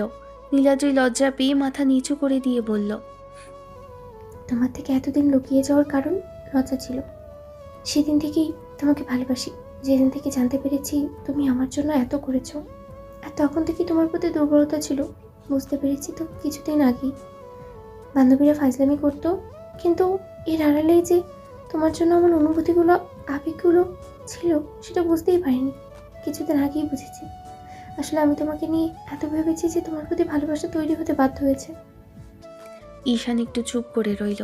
নীলাদ্রির উত্তরের অপেক্ষা করছে। ছেলেটা কথা বলছিল না দেখে জিজ্ঞেস করলো, ঈশান, আমি তো এখন এতটা খারাপ না যে তোমার বউ হওয়ার যোগ্যতা রাখি না। আমাকে কি ভালোবাসা যায় না? আমি এমন করে ভাবিনি, আমাকে একটু ভাবার জন্য সময় দাও, আমার সময় লাগবে। যত পারো সময় নাও, ইগনোর করো না প্লিজ। তোমার ইগনোরটা আমি নিতে পারবো না। আমার অপেক্ষা সম্ভব নয়। ঈশান মুচকি হাসলো। তারপর আরও কিছুক্ষণ কথা বলে কলটা রেখে দিল। বুঝতে পারলো মেয়েটা প্রচণ্ড পরিমাণে লজ্জা পাচ্ছে। ঈশান পরের দিন কলেজে যায়নি বললে ভুল হবে, যাচ্ছিল। তখনই ওই ছেলেটার সাথে দেখে আর ভালো লাগেনি। এত হাসাহাসি করে কি কথা বলতে হবে? ওকে যদি ভালোই বাসে তাহলে ওই ছেলেটার সাথে রিকশায় বসে এত হাসাহাসি করে যাবার কি ছিল? আর এত মধুরভাবে কথা বলছে যাতে বোঝা যাচ্ছে দুজন গার্লফ্রেন্ড বয়ফ্রেন্ড। ঈশান গত 1 সপ্তাহ যাবৎ ভেবেছে, আর এই 1 সপ্তাহ যাবৎ কলেজে যায়নি। 1 সপ্তাহের মধ্যে ঈশান বুঝতে পারল নীলাদ্রি ওকে ইগনোর করে চলেছে। এমনটা কেন করছে মেয়েটা? যদি ওকে ভালোই বাসবে তাহলে ইগনোর করার কি ছিল? ঈশান সেটাই বুঝতে পারছে না। সামনে এক্সাম, তাই 7ম দিনের মাথায় কলেজে আসলো ছেলেটা। এসে আজও কিছু একটা লেখালেখি করছিল। তখনই নীলাদ্রি আসলো, এসে ওকে বলতে আরম্ভ করলো, কি সমস্যা তোমার? আমার সাথে কথা বলতেছো না কেন? এত ইগনোর কিন্তু আমার মোটেও ভালো লাগছে না ঈশান। আমাকে জোর করে কিছু করতে বাধ্য করো না। ভালোবাসি তাই ভালোভাবেই বলছি। এত ভাব দেখানোর কি আছে তোমার? শান নীলাদ্রির দিকে তাকিয়ে রইল। মেয়েটা নিজের মতো বকাঝকা করতে করতে ক্লাসে চলে গেল। ক্লাসে যেতেই স্যার আসতেই কিছু বলতে পারল না। সেদিন রাতে মেয়েটা কল দিয়ে অনেকক্ষণ কান্নাকাটি করে ঈশানকে দেখা করতে বলল। ঈশানও উপায় না পেয়ে বলে দিল, ঠিক আছে, বলো কোথায় দেখা করতে হবে? কালকে আমি তোমাকে টেক্সট করে একটা ঠিকানা পাঠিয়ে দিব, তুমি ওখানে চলে আসবে। আরও কিছুক্ষণ কথা বলে কলটা কেটে দিল। পরদিন আর কলেজে গেল না। ভাবলো মেয়েটা দেখা করতে বলেছে। 10টা থেকে একটা ঠিকানা পাঠাতেই নীলাদ্রির সাথে দেখা করার জন্য চলে আসলো। এসে দেখলো একটা রেস্টুরেন্ট। ঈশান বাইকটা দাঁড় করিয়ে রেখে ভেতরে ঢুকতেই খেয়াল করলো নীলাদ্রি কর্নারের একটা টেবিলে একটা ছেলের হাত ধরে কথা বলছে। ঈশানের বুকের ভেতর কেমন ধপ করে উঠল। যদি ওকেই ভালোবাসবে তাহলে এই ছেলেটাকে রোজ রোজ এর সাথে কেন দেখছে? ঈশান এসে এবার যখনই সামনে দাঁড়ালো, দুজনের হাত ছেড়ে দিল। নীলাদ্রি কিছু বলতে যাবে তার আগে ঈশান একটা চেয়ার টেনে বসে পড়ল আর বলতে লাগলো, আমার একটা সময় এসে মনে হয় বিপদে ফেলে দিলাম। আপনাদের ডিস্টার্ব করার জন্য আসলেই খুব সরি। আমি যেন কি বলতে চাইছিলেন, আপনি যেন কি বলতে চাইছিলেন সেই জন্যই আসলাম। আসলে তোমাকে বলাই হয়নি, উনি আসলে আমার। ঈশান হাতের ইশারায় নীলাদ্রিকে থামিয়ে দিয়ে বলতে লাগলো, আপনার পছন্দের মানুষ, তাই তার সাথে পরিচয় করানোর জন্য এখানে ডেকেছেন। যদি উনি এত কিছু হয়ে থাকে তাহলে আমার সাথে এতদিন এসব কি ছিল নীলাদ্রি? আমি তো তোমাকে জোর করিনি, তাহলে আমার সাথে এত অভিনয় করে কি প্রয়োজন ছিল? যদি এতই আমার প্রতি ঘৃণা, অভিমান, সেটা নিয়ে এত রাগ জেদ, আমাকে এমনিতেই কষ্ট দিতে পারতে। এমন করে কিছু করার তো প্রয়োজন ছিল বলে মনে করছি না। তুমি ভুল বুঝছো ঈশান আমার কথা। অনেক শুনে নিয়েছি, আর নয়, এতদিন বোধ হয় এই জন্যই ভালো ব্যবহার করতেন, তাই না? এমন করে কষ্ট দেওয়ার জন্য ভালোবাসার ফাঁদে জড়িয়ে অভিনয় করলেন। এমনটা না করলেও পারতেন ম্যাডাম। ঈশান কথাটা বলেই সেখান থেকে উঠে গেল। নীলাদ্রি ওর হাত ধরতেই ঈশান এক ঝটকায় হাতটা ছাড়িয়ে দিয়ে সেখান থেকে বেরিয়ে গেল। ছেলেটা চলে যেতে নীলাদ্রি কান্নায় ভেঙে পড়ল। মেয়েটা ভাবেনি ঈশান ওকে এমন করে ইগনোর করবে। নীলাদ্রি ভেবেছিল ছেলেটার সাথে ঈশানকে পরিচয় করাবে, কিন্তু ঈশান নিজের মতো করে ওকে ভুল বুঝে চলে গেল। কি থেকে কি হলো ও বুঝতেই পারল না। পরদিন নীলাদ্রি কলেজে আসলো, দেখলো ঈশান বন্ধুদের সাথে আড্ডায় বসে আছে। নীলাদ্রি ওই ছেলেটার সাথে আসতেই ঈশান উঠে দাঁড়ালো। এবার ছেলেটা নিজে থেকেই ওর হাত ধরে বলতে লাগলো, ভাইয়া, আপনি কিন্তু প্লিজ ভুল বুঝছেন আমাদের। নীলাদ্রি আমার মামাতো বোন, আর আমি কিছুদিন হলো দেশে এসেছি, ওদের বাসায় এসে উঠেছি, সেই জন্য ও আমার সাথে সময় দিচ্ছে। আর আপনাকে ছাড়া অন্য কিছু ভাবে না নীলাদ্রি। আপনি খামোখা ওর এত কিছু বলার পরেও এসব নিয়ে উল্টাপাল্টা ভেবেছেন। কলেজে কি হয়েছিল না হয়েছিল সেটা আমি জানতে পেরেছি, তার জন্য আপনি উল্টাপাল্টা নিজের মতো করে বুঝে নিয়ে কালকে ওকে ভুল বুঝেছেন। জানেন মেয়েটা সারাদিন কত কান্নাকাটি করেছে। নীলাদ্রি এখনও সবার সামনে কেঁদে ফেলল। তারপর ঈশানের সামনে হাঁটু ভেঙে বসে বলতে লাগলো, দেখা হবার পর থেকেই ভুল বোঝাবুঝি চলছে, নানানভাবে ঝামেলা। আর আজকে এত ভালোবাসার পরেও তুমি আমাকে বিশ্বাস করতে পারোনি। আমি তোমাকে সত্যিটা বলার আগেই তুমি এমন করে আমাকে কালকে ইগনোর করলে। জানো আমি সারা রাত কত কেঁদেছি, তোমাকে বুঝাতে পারলাম না যে ঠিক কতটুকু ভালোবাসি। তাহলে আমার সামনে দিয়ে এগুলো কি ছিল? এই 7 দিনে আমাকে ইগনোর কেন করলে? এত যদি ভালোবেসে থাকো তাহলে ইগনোর করার কি ছিল? বাসাপড়তি মেহমান, তাদের সামনে কি করে কথা বলবো? রাত হয়ে যেত ওদের সাথে কথা বলতে বলতে। সারাদিন ওদের নিয়ে ব্যস্ত থাকার কারণেই তোমার সাথে যোগাযোগও হয়নি। আমার কি ইচ্ছে করে না তোমার সাথে একটু কথা বলতে? সেটার কি আমাকে বলা যেত না? আই এম সরি বেবি, আমার ভুল হয়েছে। আমি বুঝতে পারিনি তুমি এত কষ্ট পাবে, আমার জন্য এত টেনশন করবে। আমি কষ্ট পাবো কেন? আর আমি টেনশন করতে যাব কেন তোমার জন্য? তুমি একটা রাগী মেয়ে, রাগী মেয়ের জন্য আমার কোনো টেনশন হয় না। বললাম তো সরি, তারপরে এমন কেন করছো? ঈশান উঠে দাঁড়ালো। নীলাদ্রি তখন নিজে উঠে দাঁড়াতেই এবার ওর ফুপাতো ভাই এসে হাত থেকে একটা আংটি খুলে নীলাদ্রির দিকে এগিয়ে দিয়ে বলতে লাগলো, দুজনের ভুল বোঝাবুঝি যেহেতু মিটে গেল, সেহেতু নাও প্রপোজ করো। নীলাদ্রি আংটিটা নিয়ে মুচকি হেসে ঈশানের সামনে হাঁটু গেড়ে বসলো। তারপর এগিয়ে দিয়ে বলতে লাগলো, উইল ইউ ম্যারি মি? ঈশান মাথা নেড়ে হ্যাঁ সূচক উত্তর দিতেই মেয়েটা উঠে দাঁড়ালো। ঈশান হাতটা এগিয়ে দিতে নীলাদ্রি আংটিটা পরিয়ে দিলে ঈশান ওকে জাপটে জড়িয়ে ধরে চুলের মাঝে কতগুলো চুমু খেলো। তারপর মেয়েটার মুখের 2 পাশে হাত রেখে কপালে চুমু দিতেই নীলাদ্রি যেটা করলো সেটার জন্য ঈশান প্রস্তুত ছিল না। মেয়েটা নিজের ওড়নাটা দুজনের মাথার উপর দিয়ে দিল।